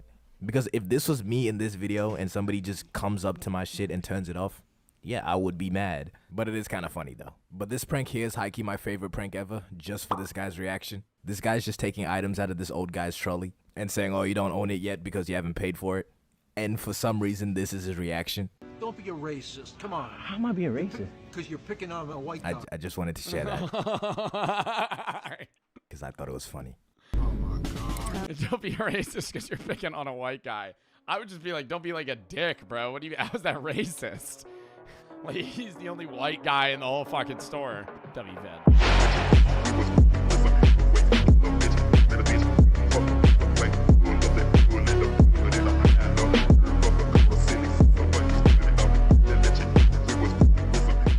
Did technology wipe out serial killers? We were talking about that the other day. About how, not even with serial killers. Bro, murdering somebody today, not impossible, but really hard. Like, if you were alive in the 1800s, you could have just walked up to somebody, shot him in the face, and left. Not even hidden the body. You could have your fingerprints all... How do you know? Because there's cameras everywhere. And forensics. If you were alive in the... Bro, people always glaze, like, some serial killers that were alive in, like, the 1700s. I'm like, yeah. I don't even like that, using the word term glazed, because they were serial killers. But people will be like, they were so sneaky. So sneaky? If you were a serial killer in the 1700s, 1800s, you could walk up to somebody, stab them, walk away, have blood, piss, urine, cum, anywhere over. They have no idea. If nobody saw the guy that killed him, they just go, I don't know, dude. It was dark outside. And then you move on. Why did the so-called golden age of serial killers come to... All right, I don't want to call it golden age of serial killers. Like we were in the Renaissance. ...such an abrupt end? Maybe because the world changed. Because the net closed in. Because cameras went up, databases went live, phones started ringing 3 digits instead of 10, 911. And the internet connected everything. See, the monsters didn't stop. The world stopped letting them move. Did technology kill? There's still serial killers that exist. I'm pretty sure the U.S. has like an estimated... Yeah, the U.S. estimated at... The FBI has previously estimated as many as 500 serial killers are active in the United States. More accurate sources suggest a limited number of 20 to 25 or 20 to 50 active serial killers at any given moment. There's serial killers active. But it's like not as many as there were back then. The serial killer? Welcome to Breakfast Cereal. My name's Josh. If you've been following along, you know I've been building a series asking, where did all the serial killers go? What killed the so-called golden age of serial killers? You know, that strange, terrifying stretch in the 70s and 80s when it felt like Kemper, Berkowitz, and Ramirez were everywhere all at once. I feel like that was because in the 70s and 80s, serial killers had the maximal amount of technology and things at their hands that they could use to kill and use other people. But that technology wasn't advanced enough yet to go against them, right? Like, they had fast cars, they had phones, they had stuff, but tracking and knowing and being able to use that against people that were committing crimes with them was not possible or hard. So far, I've tackled lead poisoning, DNA, long-haul trucking, even the controversial idea that serial killers just evolved into mass shooters. If you're new here, hit subscribe, check out the backlog, and... Really? I feel like there is a difference between mass shooters and serial killers. Not in like in a moral sense, it's both terrible, but I'm saying like the motivation between somebody being a mass shooter and a serial killer, I feel like one is wanting to just watch the world burn and like borderline like anarchy, sociopath shit. The other serial killing is more like they like the chase. They like the idea of getting away with it. Mass killers aren't trying to get away with it. Like, they're just going in, killing people, and then either shooting themselves or getting taken down. Because honestly, that's where half of the real conversation happens. There are thousands of theories down there in some cases, and I love reading through. How many murders have you passed in your life? I think that's a statistic. It varies by person, but how many murderers does the average person walk past in their life? The average person unknowingly crosses paths with 16 to 36 murderers. But like that depends on your like where you are, who you are. Like if you live in New York City, it's probably higher. Through them. But today, like if you live in fucking rural Wyoming, you might never encounter a murderer. I want to zoom out a little wider. I want to talk about technology in the big sense. The stuff that turned the late 20th century into the early 21st. Not just DNA, but everything else. Let's start with this chart, because you know I love a good chart.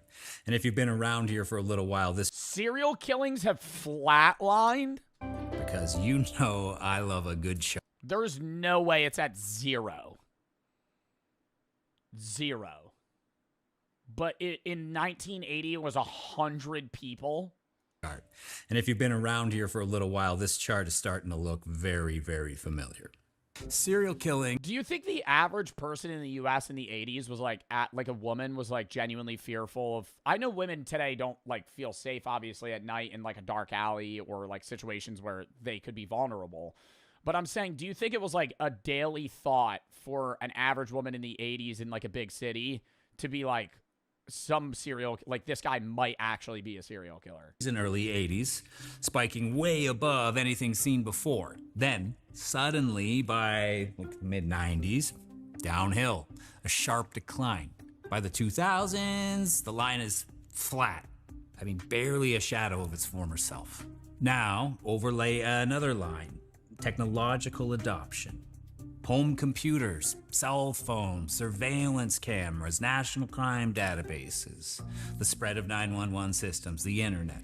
Yeah, it's not even just like cameras and surveillance. It's like tracking, bro.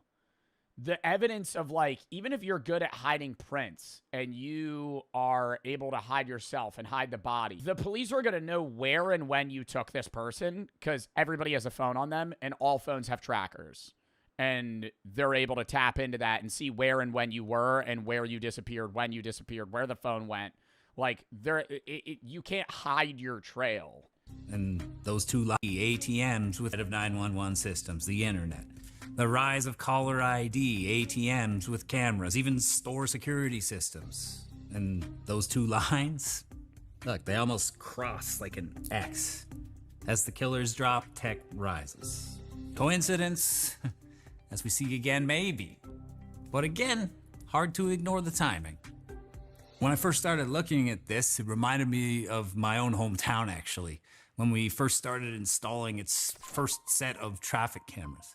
People complained like crazy. It's like, oh, Big Brother's watching. They said it was pointless. But guess what happened? Car accidents at that intersection where they put in the first ones dropped by like almost half. I mean, not because people suddenly cared about safety, but because they knew they were being watched. Now, imagine being a predator. I feel like traffic cameras, though, like, I don't think people were upset more with traffic cameras for the effect of like, oh, Big Brother. I think it's more like, damn, I ran a stoplight and it just took a picture of my plate. Is that more agreeable? I feel like that's more what people are annoyed with. Nobody cares about a traffic camera, like, recording info. It's when they use that to give you a ticket because you ran a yellow and it hit red, and now you're getting charged, you know, fucking hundreds of dollars. You got points on your license. You're going to be like, oh, this sucks. You know, that's what people are upset about. They were being watched. Now, imagine being a predator in 1977. No cameras, no databases, no caller ID. It was like the wild... No fucking street lights! That's another thing. You could stab somebody right out in the open. There were no lights anywhere. Yes, there were street lights. They existed, but they were more far and few between. In the 70s, used a lot of other random shit. And when you have that, there was no need to be like, oh, what if somebody sees me? Because it's fucking pitch black everywhere. NCIC, National Crime Information Center, went live in 1967, but it really came into its own in the 80s and 90s. The National Crime Information Center is a computerized system serving all law enforcement agencies, local, state, and federal. You could think of it as like a giant digital filing cabinet for law enforcement across the U.S. It stores everything. Criminal records. Oh my God. Stolen What? So if you're a serial killer that's moving across multiple states, it's easier for county and city police to also get roped in on it and find out things about you rather than it just being some high-grade CIA type shit, FBI. They're looking into a guy that's like cross-country killing people as a trucker. Now they could just see that. warrants, fingerprints. Suddenly, you got a cop in Nebraska could type in a license plate and know instantly if it was connected to a crime in Arizona. I mean, that was revolutionary. Then came VICAP, the Violent Criminal Apprehension Program, launched by the FBI in 1985. VICAP was designed specifically with serial offenders in mind. It's a database that tracks the details of violent crimes, methods, victim types, crime scene signatures, and it looks for patterns across jurisdictions. So if a strangulation in Kansas looked eerily similar to one in Oklahoma, VICAP could flag it. Before that, those cases would have lived and died in separate filing cabinets. I mean, that... I still think there's serial killers that exist today. It's just like, I don't want to say it's like more low profile, but like, bro, like Ted Bundy and John Wayne Gacy, bro, they'd be killing people like every other month. Like, it would be nonstop. I feel like serial killers now, they'll kill a guy, wait 5 years, kill a guy, and then that's not showing up, right? Like, they're still a serial killer. They still have a profile of an individual that they're tracking down. They've been doing this their whole life. They wait for it. But they're like separating it to a point where it's not showing up of like, oh, this seems like a pattern because it's so spaced out. That seems absolutely huge, don't you think? I mean, even if it wasn't perfect, and VICAP especially struggled in the early years because not every department was using it properly or reporting it. It was the beginning of a net, though. A net that got tighter every single year. Let's talk about cameras. In the 70s, you could walk down a street, grab someone, shove them into a car, and unless somebody physically saw you with their own two eyes... Yo, and even if they did, you wear a mask. All right, so what do you have info on the suspect? I don't know, man. He was wearing a mask and gloves. I don't even know what skin color he was. He was like this tall. He was driving a car. About useless ass information. Nobody helping you. You were invisible. Surveillance cameras were incredibly rare. Grainy if they were there and just local. By the late 90s, though, suddenly cameras are everywhere. So look at Israel Keys. He thought he was smarter than the system. He planned meticulously, stashed kill kits across states, went to extraordinary lengths to beat the system and go undetected. But when he abducted Samantha Koenig in 2012, cameras began closing the circle almost immediately. An ATM camera caught him withdrawing money from her account. Gas station cameras picked up the car he was driving. Each frame, each timestamp, stitched together his trail. Bro, that's why I really think, like, I don't want to say most, but I would feel like most or a lot of modern serial killers have to be either lawyers or, like, in law enforcement or tech. Because they have to know everything. Like, I really think it would be like Dexter. Like, that's the only way that... because how do you just know this information? Because you would be, like, Googling stuff that would put you on a fucking watch list. Like, if you were actually trying to plan out, like, how to kill someone, You would just have to know it. Like, there would have to be a reason.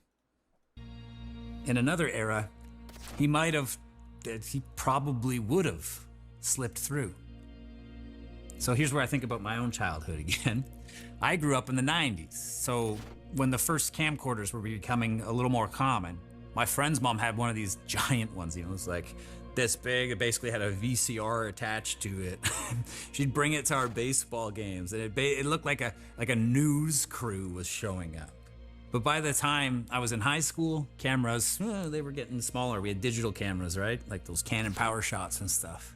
And then now, bro, now it's like, yo, now they got the meta glasses, bro. You ain't even know somebody's recording. You're a serial killer trying to like lure a guy and kill him, and he's like, hey, buddy, got the metas. Got the meta. Actually, I'm live on Twitch. I'm live on Twitch right now. A few years later, of course, phones. I can't even imagine being able to do something violent in public and not ending up on like a dozen lenses at this point. See, serial killers are predators of opportunity.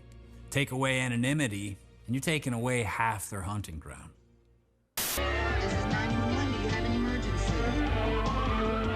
It's easy to forget how revolutionary the 911 system was.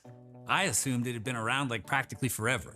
Yeah, I'm going to ask a mad stupid question right now. When did that exist? Did they just not have that before? Obviously, like way back, no, but even in like the 60s, you couldn't just call for help on like a landline? Pretty shocked when researching for this very episode to learn that nationwide adoption of 911, that didn't even start until the 80s. And it was... What? So what would you do in like the 50s? Just fucking deal with it? Nothing? Somebody just has a heart attack, you're like, oh, I guess I gotta drive you to the hospital or you're dead. It wasn't even until the mid-90s that it was like standard. Before that, you had to find a landline, know the number for the local police, and like pray to God and hope that they picked up. That's fucking wild. Oh, he's having a heart attack. Quick, somebody call 55. Quick, somebody call a 12-digit phone number and then wait on the line for the person to connect you. By the time they even answer, he'll be dead. 557372768. Like, Jesus. Now add caller ID. Before the 90s, a guy like BTK could torment the police and victims' families even. Endless anonymous phone calls. Technology finally broke that tool too. I mean, imagine a serial killer somehow missed that memo. Like, imagine BTK. Hello, this is BTK calling. Says here this is Dennis Rader. Oh shit. Hey, while I got you, you know if it's possible by chance to trace a floppy disk? I mean, that's kind of funny, but it's literally how it went down, idiot. He asked the police through a newspaper personal ad, which is how they were kind of communicating.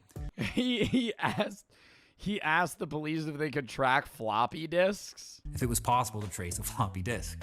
Obviously, the police responded with, no, of course not. No.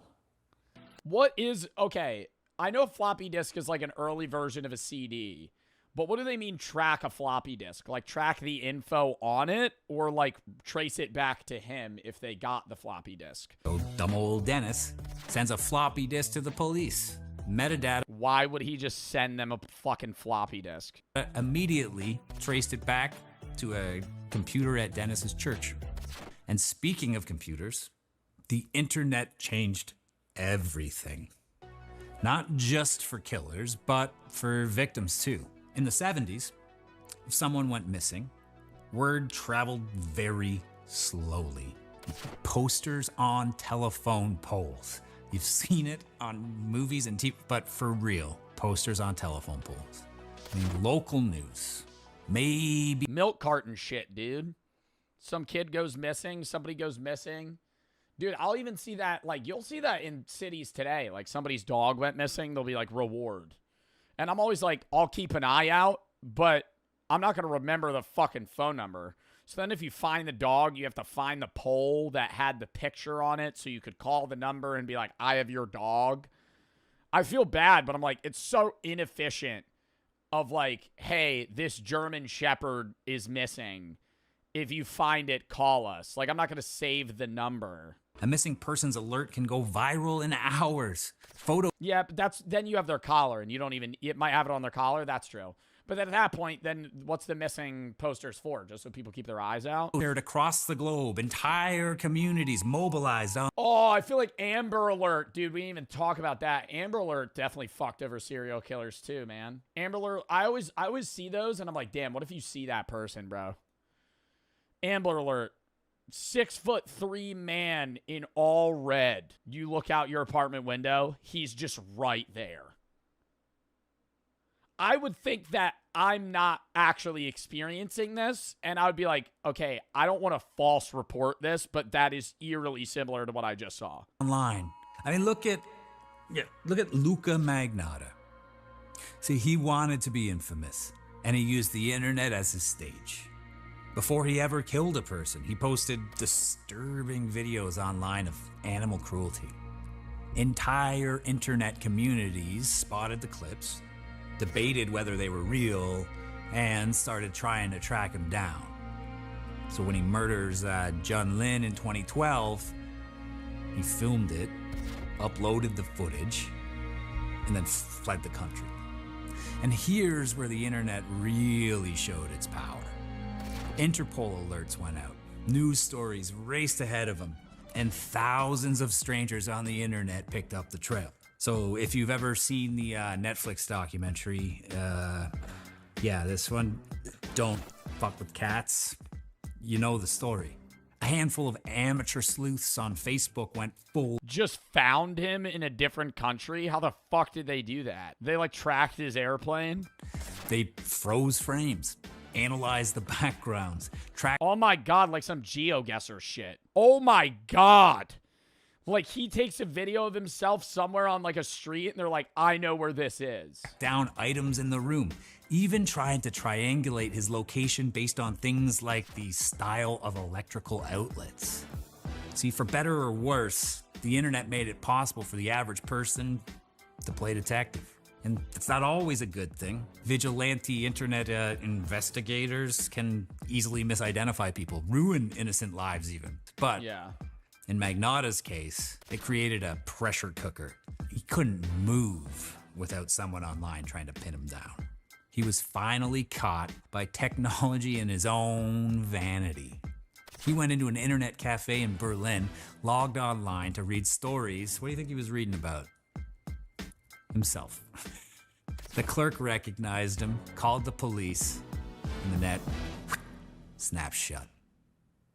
Wow. Now, here's the pushback. In fucking Berlin, he kills somebody in the U.S., flees to Europe, and somebody's like, I know this guy. I've never even heard of that dude before. Have you guys heard of him? He was just like fucking killing cats on like Live Leak or something, and then he murdered somebody and filmed it. He killed the serial killer. Why do we still see cases pop up? Why do we still uncover guys like Samuel Little, who confessed to killing 90 women over decades? Seems to me that maybe some killers adapted. They targeted the most vulnerable, the homeless, sex workers, addicts. People society still tends to overlook. Even with tech, if nobody cares enough to look for the victim, the predator. That is very true. That's what people always say about like how if somebody gets murdered and they're from like a wealthier family, the police or that city will try harder, which is like fucked.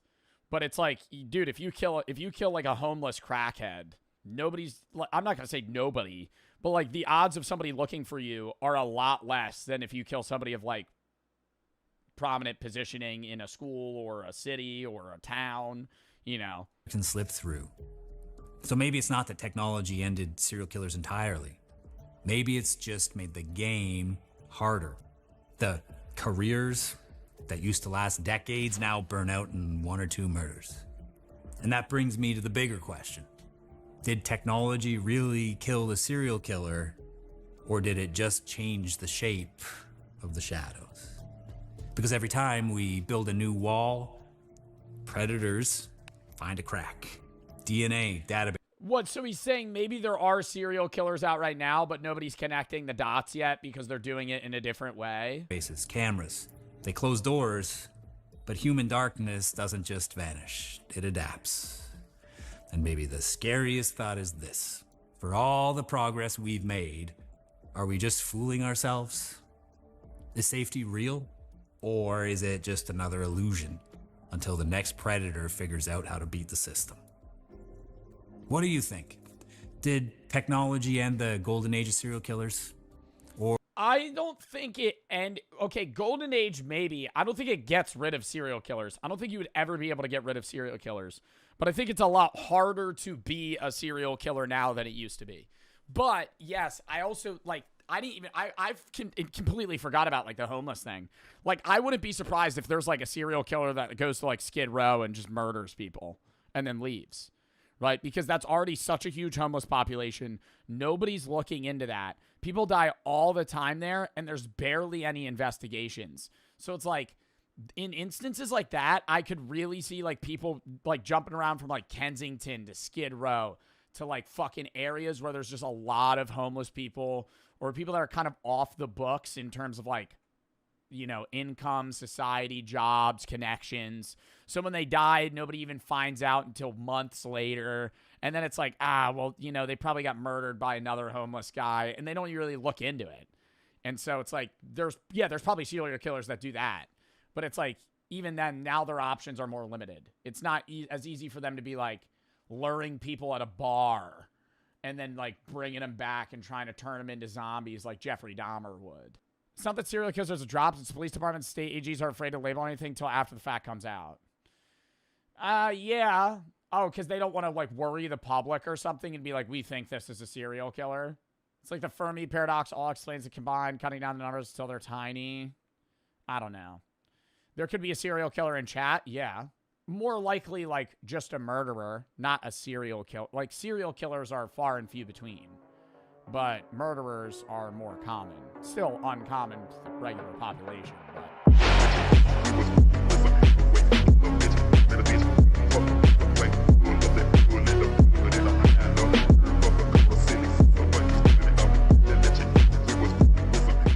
Screenshots of the contract publicly. Artists shall not prepare or perform any material that can degrade, defame, or bring into public disrepute, contempt, scandal, embarrassment, or ridicule the Kingdom of Saudi Arabia, including leadership, public figures, Saudi Arabia, royal family, legal system, or government, any religion, religious tradition, religious figure, or religious practice. See it, and most of them are immediately drawn to the list of prohibited topics, which it appears their favorite comedians have agreed to. They can't perform any material that's considered to degrade, defame, or bring into public disrepute, contempt, scandal, entertainment, or ridicule the Kingdom of Saudi Arabia, including its leadership, public... So Matt Rife isn't going? Yeah, Matt Rife doing a bunch of crowd work. So, hey, what do you do for a living? Just struggling on stage. All the people in the front row, just billionaires. Billionaires. Can't make fun of them. Oh, you all the way in the 450th row. What do you do? Oh, my God. You're also a billionaire? Well, some of the bigger names make sense. A lot of them have built careers around being the free speech guys. Guys who push the boundaries. Davidson went as far and even... Yeah, that is very confusing that, like, some of the comedians that outwardly make fun of religion and just, like, anyone are now... not able to do that. Call the crowd names like idiots and terms we can't say on TV. Naturally, when fans hear they've essentially signed away their rights, they feel betrayed. I am shocked at some of the names and not so surprised at others. I think that they have blood on their hands. I think YouTube at Gay Ass Podcast. It's disgusting. You taking that money literally invalidates everything you've been doing for your whole career and the shit you've been talking. Exactly. So that's what comes with that. Yeah. Now you look like you full of shit. Right. Comedian Dave Cross drew attention for a statement on his website, quote, "I'm disgusted and deeply disappointed in this whole gross thing that people I admire with unarguable talent would condone this totalitarian thief." Imagine all of them did say no, though, and then they had a really, like, grift towards, like, the bottom tier, C tier, like, early 2000s comedians. On the comedy special at Saudi Arabia, we have Rob Schneider. You remember him from Benchwarmers. Rob Schneider. We have all the side characters in all the Adam Sandler movies. To resurface, showing the comedian's apparent hypocrisy. But then didn't Chris Rock say he doesn't like going to university campuses anymore? None of us do, because we're not going to play by their rules. You're ruining free speech. I saw so many liberal white comics talking on us. First of all, we never been the truth to power guys. We've never been the ones out here. Like, there are people that are getting pushback, and like, based on some that they had said in the past, I kind of get it. I feel like you're part of a movement in the last 10 years by comedians to be like, hey, let us say whatever we want. Sure. It's a kind of a free speech movement. I feel like the response you have to have if you accept it is the money made it not matter, you know? Because, like, I think that's, like, right on. Yeah, you're hitting it right on the nose there. Like, you're just flat out being like, yeah, they paid me enough to where I don't care. But, like, I would kind of respect that more than just, like, beating around the bush. You know what I mean? Yeah, they paid me fucking $80 million, so I don't give a fuck. Huge free speech absolutist. My job is not to self-censor, right? Because there's no real censorship in our culture. You can say what you want, right? Not freedom of consequence. People will be upset. Was sentenced to 1,000 lashes. Some of them are even condemning other people for taking the same kind of work. You know, like, Burger's getting all this pushback, and it's like the first time I've seen in his career him not, like, aware of why it's happening. Beyonce and Mariah Carey actually did private New Year's gigs for $1 million. Did New Year's gigs for Gaddafi's kids. Can you believe that? How much money do you need to make, you know? This Messi deal is crazy. He turned down $1 billion from the Saudi government to go play in the United States. A lot of times these athletes validate themselves through the contract that they get, even if they don't need the money. Right? And these contracts that you can get from Saudi or some of these oil states are so exorbitant, it makes you feel in the twilight of your career that you're still that dude. And maybe that's why Cristiano accepted it. Oh, I didn't really think about that either, because they always get you on the back end. That is true. That's why they're not getting, like, Shane or other people that are, like, comedians that are kind of, like, at the peak or the climax of their career now, and they're more likely to say no. Saudi Arabia or, like, a lot of the leagues they built are, like, built out of people that are on the last 5-year stretch of their career. Like, Ronaldo's not going to be playing 10 years from now. That's what they're doing. Yeah. That's exactly what that. During the lead-up, Bill Burr and most of the other comedians decide to stay quiet, but a few like Tim Dillon decide it's only fair for the fans to face the noise and put everything on the table. I obviously don't agree with Saudi Arabian policies on women and things like that. Yeah. Is it my business to tell Saudi Arabia how to live? Truly. How big was the check? $375,000 for one show. I feel For one night, he's getting $375K. I will feel safe. Dude, and that's one guy, and he's probably not even a headliner. In Riyadh, I believe in luxury. Like, he's probably like a fucking pre-show. Like, I doubt Tim Dillon would be the headline. He's a big comedian, but he got kicked off of it for saying that stuff. They didn't let him go. That probably broke his contract. Kevin Hart's getting paid. I'm telling you right now, Kevin Hart ain't going to fucking Saudi Arabia for $375K. Kevin Hart's probably going for 5, 10, 20, 30, 40, fucking 50 million. Kevin Hart makes fucking $100 million in a goddamn stupid movie that loses $800 million. Like, Kevin Hart makes that in fucking one line in a movie. I'm going to say something and people aren't going to like it. If you think for 1 second that some of the slaves in that country are not proud of what they've built, I was fired from the Riyadh Comedy Festival. He also revealed immediately the jump cut forward. They kicked me off the show. I think I voided I think I said everything they told me not to say. Paid anywhere from $100,000 to $1.6 million. And while the audience appreciates, I feel like $100K the comedian should be able to say no to, right? Like, bro, these are like some of the world's most known comedians. They got to be making money, man. And while the audience appreciates the honesty, Saudi... Not that $100K ain't a lot of money, but like $100K, I feel like that's not enough to be like, yeah, sure, I'll do the show. Authorities, not so much. Another comedian named Jim Jeffries makes the same exact mistake while trying to defend them. People have been going, oh, how dare you go over there after they killed a reporter. There's been a reporter. He got kicked off. Reporter who they killed. One reporter was killed by the government. Also, Nimesh Patel chooses to drop out of the lineup and apologize to his fans. What made me change my mind? Someone said, how can you be a free speech person here and then go to Riyadh? And that gave me a lot of... That's also very valid. For him to take that contract, maybe also unknowingly, like, not really knowing what's going on fully in the country. His fans being like, why are you doing this? And then just being like, okay, I will not go. Pause. Netanyahu asked me to do something. I'd say no. This feels like the same thing. If it was life-changing money, I'd probably be over there. I'm just being honest with you guys. One by one. Oh, he's saying if they paid him more, he would have stayed. All the superstar comedians make their way to Riyadh. Pete Davidson,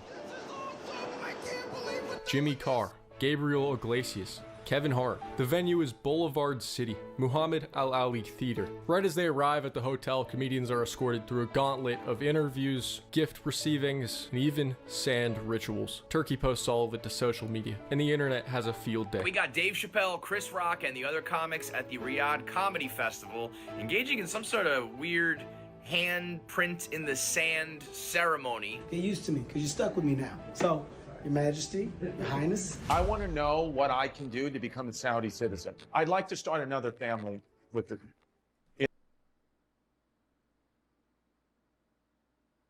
That is unreal glaze. That is unreal glaze. First day in the. Has he ever been there before? And he's been here for like 6 hours. Yeah, I'm coming off of 30 hours of no sleep. I'd love to start a family here. What's the process of getting citizenship? In the Middle East. The comedians take the stage, and pretty soon, quotes from the sets start making their way online. Dave Chappelle had a lot to say, it seems. He says, right now in America, they say that if you want to talk about Charlie Kirk, that you'll get canceled. I don't know if that's true, but I'm going to find out. It's easier to talk here than it is in America. So... Well, yeah, because you're talking to probably majorly Middle Eastern people about American politics. Like, I feel like it'd be easier to make like a really like fucked joke to people that aren't in the country in which the joke applies. It's not exactly what critics want to hear. I like that. That'd be like, yeah, it's really easy for me to like, you know, just talk about Russia and like all the assassinations and things there to like people in Louisiana. You know, I can't do that over in fucking, you know, some unnamed city in Russia. Turkey guy. I like Turkey. He puts his mind to something, is happening. Okay? It's powerful. He can. I don't get these people, man. How greedy are they? I do want to say, I get what you're saying, and I think that what the one guy did where he took it and then dropped out when his fans mentioned it was like the most realistic scenario. But like, I think it is a little glazed over as well to not recognize the amount of money they're being paid. Like in yours, you sitting there could be like, I'm not going to do it. I'm not defending these guys, by the way. Like, I don't think they should have done the show, but to say like, oh, how obvious it would be to just say no. Like when this guy comes up to you and goes, hey, 3 days of your time, I'll give you $2 million, which is what you'll make in your lifetime, right? It's kind of, it's not as easy as a no for the average individual, right? Now, these aren't average people. These are comedians that are extremely famous. And also, I would probably venture to say fairly wealthy, but. Do you regret letting the women drive? It's just more people on the road. It's 100% more people and 100% more accidents. Honestly, I am surprised by how much shit you guys got here that we got back home. It's very similar in that regard. Like, you got a haunted house. When the festival ends and the comedians finally come out to talk, it's clear that the weeks of silence have only made things build up inside. I just want to let everybody know you're welcome, okay? Flagrant went out to the Middle East, and then all of a sudden there's a hostage agreement, there's a peace deal. I'm just saying. But let's be frank, you never wanted my friendship. You were afraid to be in my debt. People are so stupid. You know, they are bigging it up with positive responses, and some of them who weren't speaking to anyone before the festival began have come up with defenses of why it wasn't just about a big payday. Did you or the other comedians have any sense? Dude, this was like 3 years ago. There was some sort of thing that happened with my management where they were like, we might be able to send you to Dubai. And I was like, what? They were like, yeah, they'll pay you. I was like, for what? And they're like, to just go. And I'm like, do what? And they're like, post videos of Dubai. And I'm like, who the fuck's paying me? Right? It didn't happen. I never even saw a contract. But I remember this might have been 2 years ago, but it was like something where there's like, they have like a section or a budget. I don't know if it's like government money, but it's like basically built for like, you ever see when influencers just randomly go to Dubai? They're not paying for that shit. Like when they're posting about like how awesome Dubai is, like 89, 95% of the time, they're not fucking going just to go. Right? Like they're probably getting the trip covered at least and doing like a post, or they're probably getting paid somehow. Like that's just my speculation, but it's just like when you see this TikToker, like, cause I don't know how much every social media person makes, but I'm in the social space, so I could have a guess. And I'll see these guys that I know are TikTokers or like social media people that aren't making millions of dollars, right? And they're spending 3 weeks in Dubai in a fancy fucking hotel. I'm like, this trip probably costs $30,000 fucking dollars, and you brought your friends, right? Like, there's no shot in hell that you just randomly on a whim were like, I'm gonna do this trip. Like, they had to be at least covering it. Would you have done it? I don't even know what it was. I remember I just had a conversation with him, and I was like, what do you mean they want me to go to Dubai? Like, what? This kind of response when you got back? No, I had no fucking idea because just for the record, I'm also doing London, England on that tour. So how much for you to have done it? I think there's a difference between them being like, we'll cover your trip, you can do whatever you want. Like, if I was able to just like actually show the city and like walk around and show how it was, I think that's different when it's like, hey, we want to pay you to do this, but you're not allowed to talk bad about us, you know? Like, I have instances where I really wanted to work with a brand and have them cover something, but I've also wanted to be able to freely speak about said brand, and they don't do that. Like, I love doing alcohol reviews, for example. I've really wanted to have alcohol companies cover reviews for me and be like, give me a bunch of product, but they won't do it unless I don't talk shit about them. So I'm like, I'm not going to do a fucking review where I'm not allowed to openly speak my mind about said product, food, drink, whatever it is. So in the same instance, if they wanted to send me to fucking Dubai and be like, hey, you could talk shit on us, we don't care, I'd be like, yeah, sure. Why not? But if it's like, you have to go and here's a 9-page contract on what you're not allowed to say, I'd go, yeah. there's like that element of racism to it where if brown people are doing it, it's up. Like, you either have fans in other places or you don't. I will perform for my fans wherever they are in the world. People don't decide where they're born. So you did it for the fans. What was the backlash, though? Tell me what was the backlash? The backlash is just people who weren't invited that don't even have fans outside of Brooklyn. There's people over there that don't agree with the stuff that the government's doing, and to ascribe like the worst behavior of the government onto those people, it's not fair. Right? Yes. I mean, the people over, these are not good people over there. Okay, so you also believe that the Chinese government and the Chinese people are exactly the same. It's just racism. I think it took me a second. Because when people are going like, hello, you're doing something. Well, no, I don't think anybody. Well, she's saying like the people and the government's different. I think the difference is like you're getting paid by the effective leader or like a corporation that's funded by the government in some way, right? Like it would be different if you did a show in Dubai that was paid to you by some random investor or a guy, I think that's the difference. It's like, if the country's paying you, then it's like a no. But if it's like, oh, you're just in Dubai, the show's in Dubai, I don't think anything's like wrong with that. The show's in Saudi Arabia, the show's in the UAE, the show's wherever. First of all, big shout out to Riyadh. When did America become the moral compass on human decency and human rights? Did we forget 400 years of slavery? Did we forget about the genocide of the Native American Indian? Damn near wiped out an entire race of people. As for whether this will affect future events, it's still up in the air. Now with that out of the way, Turkey moves on to his next target. Tom Brady. And that's shocking. Tom Brady needs money. Tom Brady's got to be worth $1 billion. Always admired the power of flag football, the fastest. Oh my God. He's like being the head of flag football. Bro, they're paying him a bill. Growing sport in the world. So I'm very excited to announce that I'm coming out of retirement and teaming up with His Excellency Turki Al-Sheikh.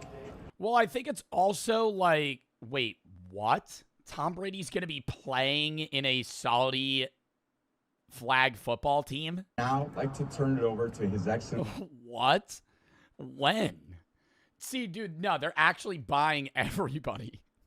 They're buying everybody up, bro. What do you mean Tom Brady flag football Saudi Arabia? What? He's in a flag football match in Riyadh in March 21st of 2026. It's a round-robin tournament with current and former NFL players, broadcasted by Fox Sports and hosted by Kevin Hart. My God. Like, do I think these events will be entertaining? Sure. But it's like, dude, they got to be... like, it's not... what do you think the goal is? Do you think it's like a PR move? Like, that's what they're insinuating is like it's a PR move for Saudi Arabia, but I feel like there has to be some sort of monetary goal because they just got to be setting money on fire for this. There's no way they're making money back to get more people to come to Saudi Arabia.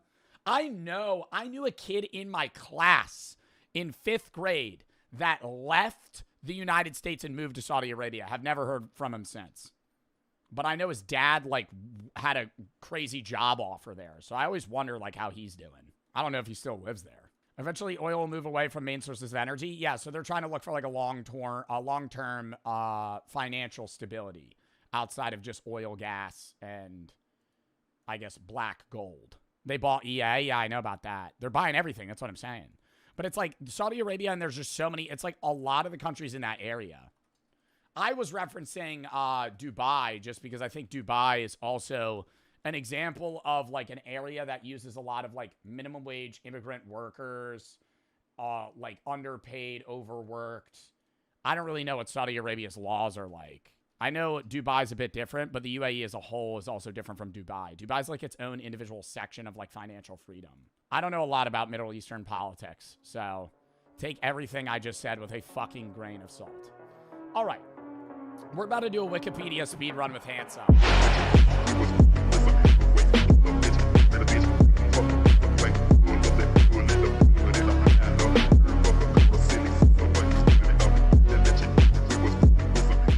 Smash or pass, hear me out edition. Surely this is going to be a banger, right? Welcome to a new video. Let's play Smash or Pass with the Hear Me Out characters from our... Oh, is that an AI voice? Ew. ...viewers. There are some interesting ones. Let's go! Would you smash... Smash. Smash. Nick Wilde, smash. Smash, or would you pass? Smash. Hunk. Smash. It's not even close. Are you kidding me? That's not a Hear Me Out edition. Like, you're Zootopia? That's like the most... Smash. Smash. Smash of the bird, too. Are you kidding me? Mufasa? Mufasa, king of the jungle, giving you too much time to think. What will you choose? Pass. Roderick Heffley, no. Badass, pass. Cool guy, pass. You might be gay for saying that I wanted to Mufasa, the coolest guy in town, the main character. Smash or Toothless, pass. Smash. I do love Toothless. Toothless would be like the Mary in a Mary kill. Like I'm not f***ing Toothless. I would love to like, you know, marry Toothless in like a platonic way. Like he's like a pet. Yeah, it's not like, I don't know, like Nick Wilde, yeah, it's a fox, but it's like he's like an anthropomorphic fox. Toothless is just like a dragon. What's your choice? Ooh, Barry B. Benson. Pass. You're smashing Barry B. Benson. Barry B. Benson is the most annoying fucking guy in the world. Why is it all guys? I don't know. How about... Oh my God, smash. Mr. Clean? Are you fucking kidding me, dude? The earring? I used to think that Mr. Clean was Howie Mandel from Deal or No Deal. And let me tell you, bro, Howie Mandel during the Deal or No Deal days, smash. Smash. Are you fucking kidding me? Clean bald head. He had those gold earrings and that goatee or that like weird like beard like stash he had. I'm smashing Mr. Clean. Mr. Clean's awesome.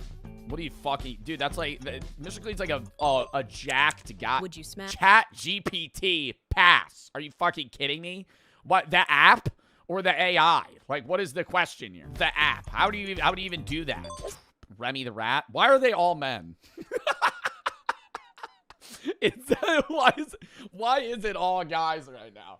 Wait, what is happening? Remy the Rat? Could he control me? Like, could it be like a third person type of thing? Like, he's in my hair and I'm wearing a hat?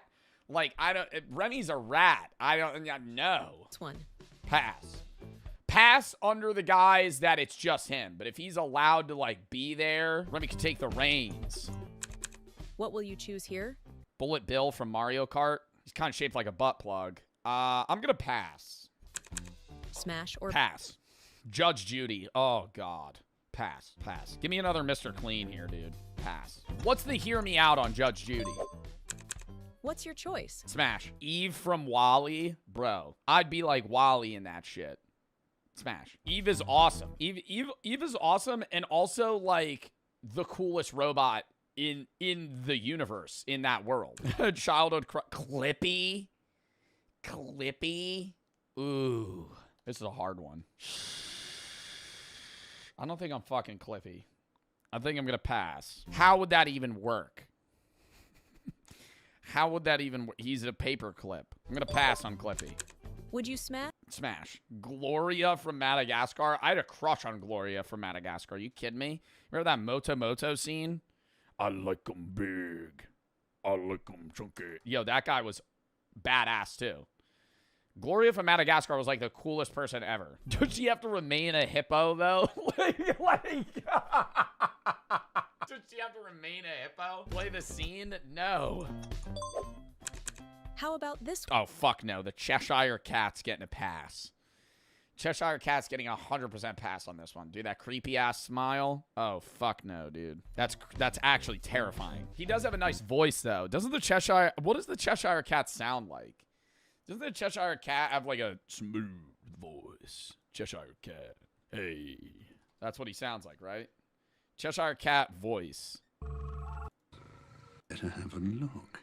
Oh, he does. Oh, no, but look at his fucking face, chat. That's terrifying. Look at him. And he's always like like 3 fucking inches away from your face. No. Mr. Mosby? Mr. Mosby? Pass. They're coming up with some creative ones. I didn't think Mr. Mosby would be on this list. Smash. Are you fucking kidding me? Green M&M? Before or after the sexy boots? Or pass. Before or after the sexy boots? Is this pre or post woke green M&M? Is this Tucker Carlson green M&M? I think it's the green M&M in the image. Pre-nerf? What's your choice? Megamind? Pass. Is it blue? Smash. How about Winona Ryder in Pass. Beetlejuice? Pass. Probably smells bad too. Pass. Gross. Pass. Would you smash or Pass. would you pass? Any character from Phineas and Ferb is a hard pass. Hard pass. For multiple reasons. How about this one? Pat the Handy Hammer. Handy Bandy Hammer. Pat. Pass. I feel like I'm passing on a lot of these. What will you choose?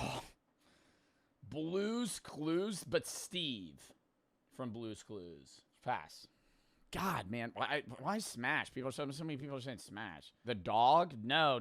Steve, the guy. I feel like that's bestiality if you say Smash to the dog, bruh.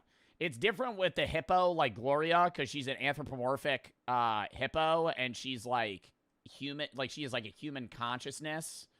I feel like if you're saying like Smash with the Blue's Clues dog, bro, the Mufasa talks. Doesn't Mufasa talk? He speaks.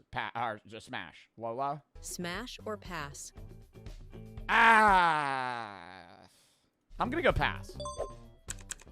What's your Smash. choice? Mr. Anderson, Smash. Tell him to shave that fucking mustache, though. Jesus. I actually have never seen Inside Out. 1 or 2. How about Hannibal Lecter? Oh, okay, so a serial killer.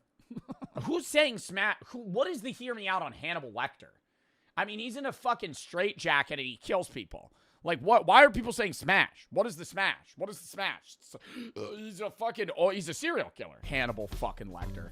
That's probably the biggest pass of the century, dude. Are you kidding me? Would you Smash. Guido. Fastest hands in cars. Fastest hands in the entire film, dude. He changes tires better than anybody. That's an immediately. How about this Smash. one? Smash. Smash. I had a crush on the dragon from Shrek when I was a kid. I remember being like, damn, Donkey got it good. It's kind of a legacy Smash, but I think I'm going to go pass off of the fact that I look up to him too much. Am I smashing prime Bill Nye the Science Guy or current Bill Nye the Science Guy? I think I'm going to pass either way. Write your hear me outs in the comments so we can... Oh, gosh. Wait, I kind of want to read some of these. Lego Batman Smash. Johnny Depp as the Mad Hatter. Pass. Not even close. Wolf from the Bad Guys movie. Smash. The Slenderman. Pass. Demogorgon. Pass. Bambi's dad. Don't remember what Bambi's dad looks like. I'm going to go pass. Pyramid Head from Silent Hill 2. That's a smash. Magma Cube from Minecraft. Ooh. Pass. Smash. Pass on the Ghast. Handsome Squidward. That's a pass. Optimus Prime. I think any of the Transformers, really. It's metal, though. Feature them in one of our upcoming videos. We're excited and can't wait to see your unique Hear Me Outs. Fuck out of here. Johnny from Sing. I hate every character from Sing. I wish they would all die. Pass. Hate every character from Sing. They're so annoying. That movie sucks. Baymax. That's a smash. What's your choice? Larry the Lobster. Ooh. Bit of a looks maxer. You know, but he does skip leg day. He's really all in the fists more than anything. The arms aren't really there. I think I'm gonna pass on Larry the Lobster. I don't think I'm gonna hit Larry the Lobster there. How about Robin Williams as Teddy Roosevelt? The smash. Yeah. Robin Williams as Theodore Roosevelt's definitely a smash. I think even regular Teddy Roosevelt. Is Teddy Roosevelt the one that gave a speech when he got shot in the chest? I mean, that's just fucking badass. And now it's Robin Williams, too.'t you smash or would you pass? Isn't she venomous? Pass. Wouldn't that kill you? How about this one? What the fuck is this? Jungle's Clog? What is that? Is that a teddy bear from IKEA? Pass. What is that? What will you choose here? Maleficent. Smash. Maleficent? That's not really... Smash or pass? Yo, Simon from Alvin and the Chipmunks. Pass. The most traumatizing image everybody's seen is the who gets the best head image, and I hate that. Pass. Traumatizing. Everybody's seen that shit. Skip that one. Get the fuck out of here, bro. Kaonashi? It's your choice. Pass. How about King Julian? You would have a lot of aura, but King Julian's really annoying. I kind of like that big fuck that's like his servant, not the little like flying squirrel motherfucker. Who's the big guy from what's his name? You know what I'm talking about. Maurice? Is it Maurice? Maurice from what's the name of the fucking movie? Madagascar. Is it Maurice? Yeah, I'd smash Maurice. Maurice is pretty badass. What's the other fuck? See, now that's why I don't like that. King Julian's a no-go. And then also he's going to have that little, like, annoying fucker there the entire time. Mort. Oh, God. Would you smash or would you pass? Mr. Bean's a pass. I think Mr. Bean's a big pass. And he wouldn't speak. This would actually be more scary than Hannibal Lecter. I think Mr. Bean staring at you like that and making those weird faces, and he would do like an act out mime thing. That would be really creepy. It would be so much worse. How about this one? Emily from Corpse Bride. She's a dead body. Pass. What will you choose here? Arthur's dad? Oh, shit. Pass. Smash or pass? Smash. Maximus, craziest horse in the fucking movie, dude. But he doesn't speak. Pass. It's like he's like What's an animal. Your choice? The pepper robot. This is like a waitressing robot or like a waiter robot. Pass. I feel like I passed on most of them. How about Flounder? The Flounder from My Little Mermaid's also a pass. And even more so for the live action because both of them are fucking creepy. Would you smash? I'm smashing Stuart. I'm smashing Stuart Little. How this about is getting this boring. One? The Vine app. What the fuck? Smash. What's your choice? Oh, here we go.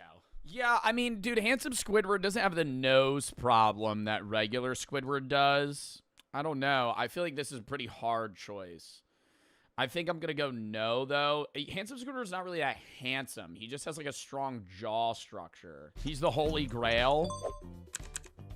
How about Oscar the Grouch? Oscar the Grouch literally lives in the trash. Smash. Smash or pass? Pac-Man Ghost?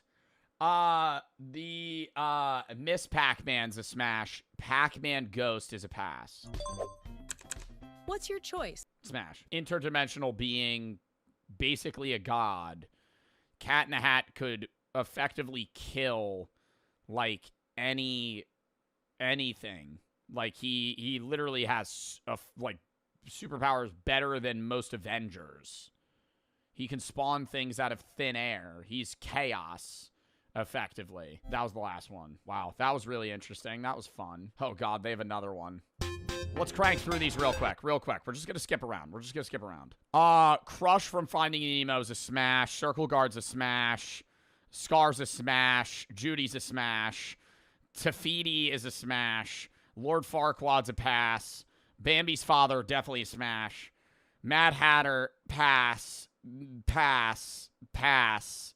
Smash. Smash. Smash. Smash. Pass. Smash. Smash. Pass. Smash. Pass on Benson. Pass. Pass. Smash. Smash. Smash. Pass. Smash. Smash. Jason Voorhees, pass. With or without the mask. If he keeps the mask on, smash. If he takes it off, pass.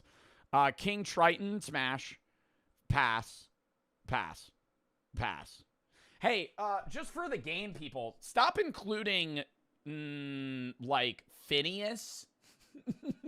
Phineas, get that out of there. Right? Stella's a smash. What will you choose here? Nosferatu, pass. Like, what? What? Toy Chica, pass. Peeta Malark. Peeta Malark from Hunger Games or from Mockingjay? Because Peeta Malark from the original Hunger Games, a bit more... I would say prime Peeta Malark was Catching Fire Peeta Malark. Can we agree on that? I think, like, Josh Hutcherson in Catching Fire, he was, like, a hardened badass. Whereas the first one, he's kind of a chud, and he's also insane in the third one. So I think it depends on the film. Demogorgon's a pass. Blue from Rio's a pass. 2D's a pass. Roger Rabbit's a pass. JJ from Outer Banks a pass. Diego's a pass. Pyramid Head's a smash. Shrek's pass. Bruno's a pass. Ghost from Call of Duty's a smash. The fucking Bill Cipher, evil god from Gravity Falls, smash. Villagers from Minecraft, depends what job they have. Thanos, smash. And yeah, that's it. All right, well, that was fun. All right, let's get into the next video.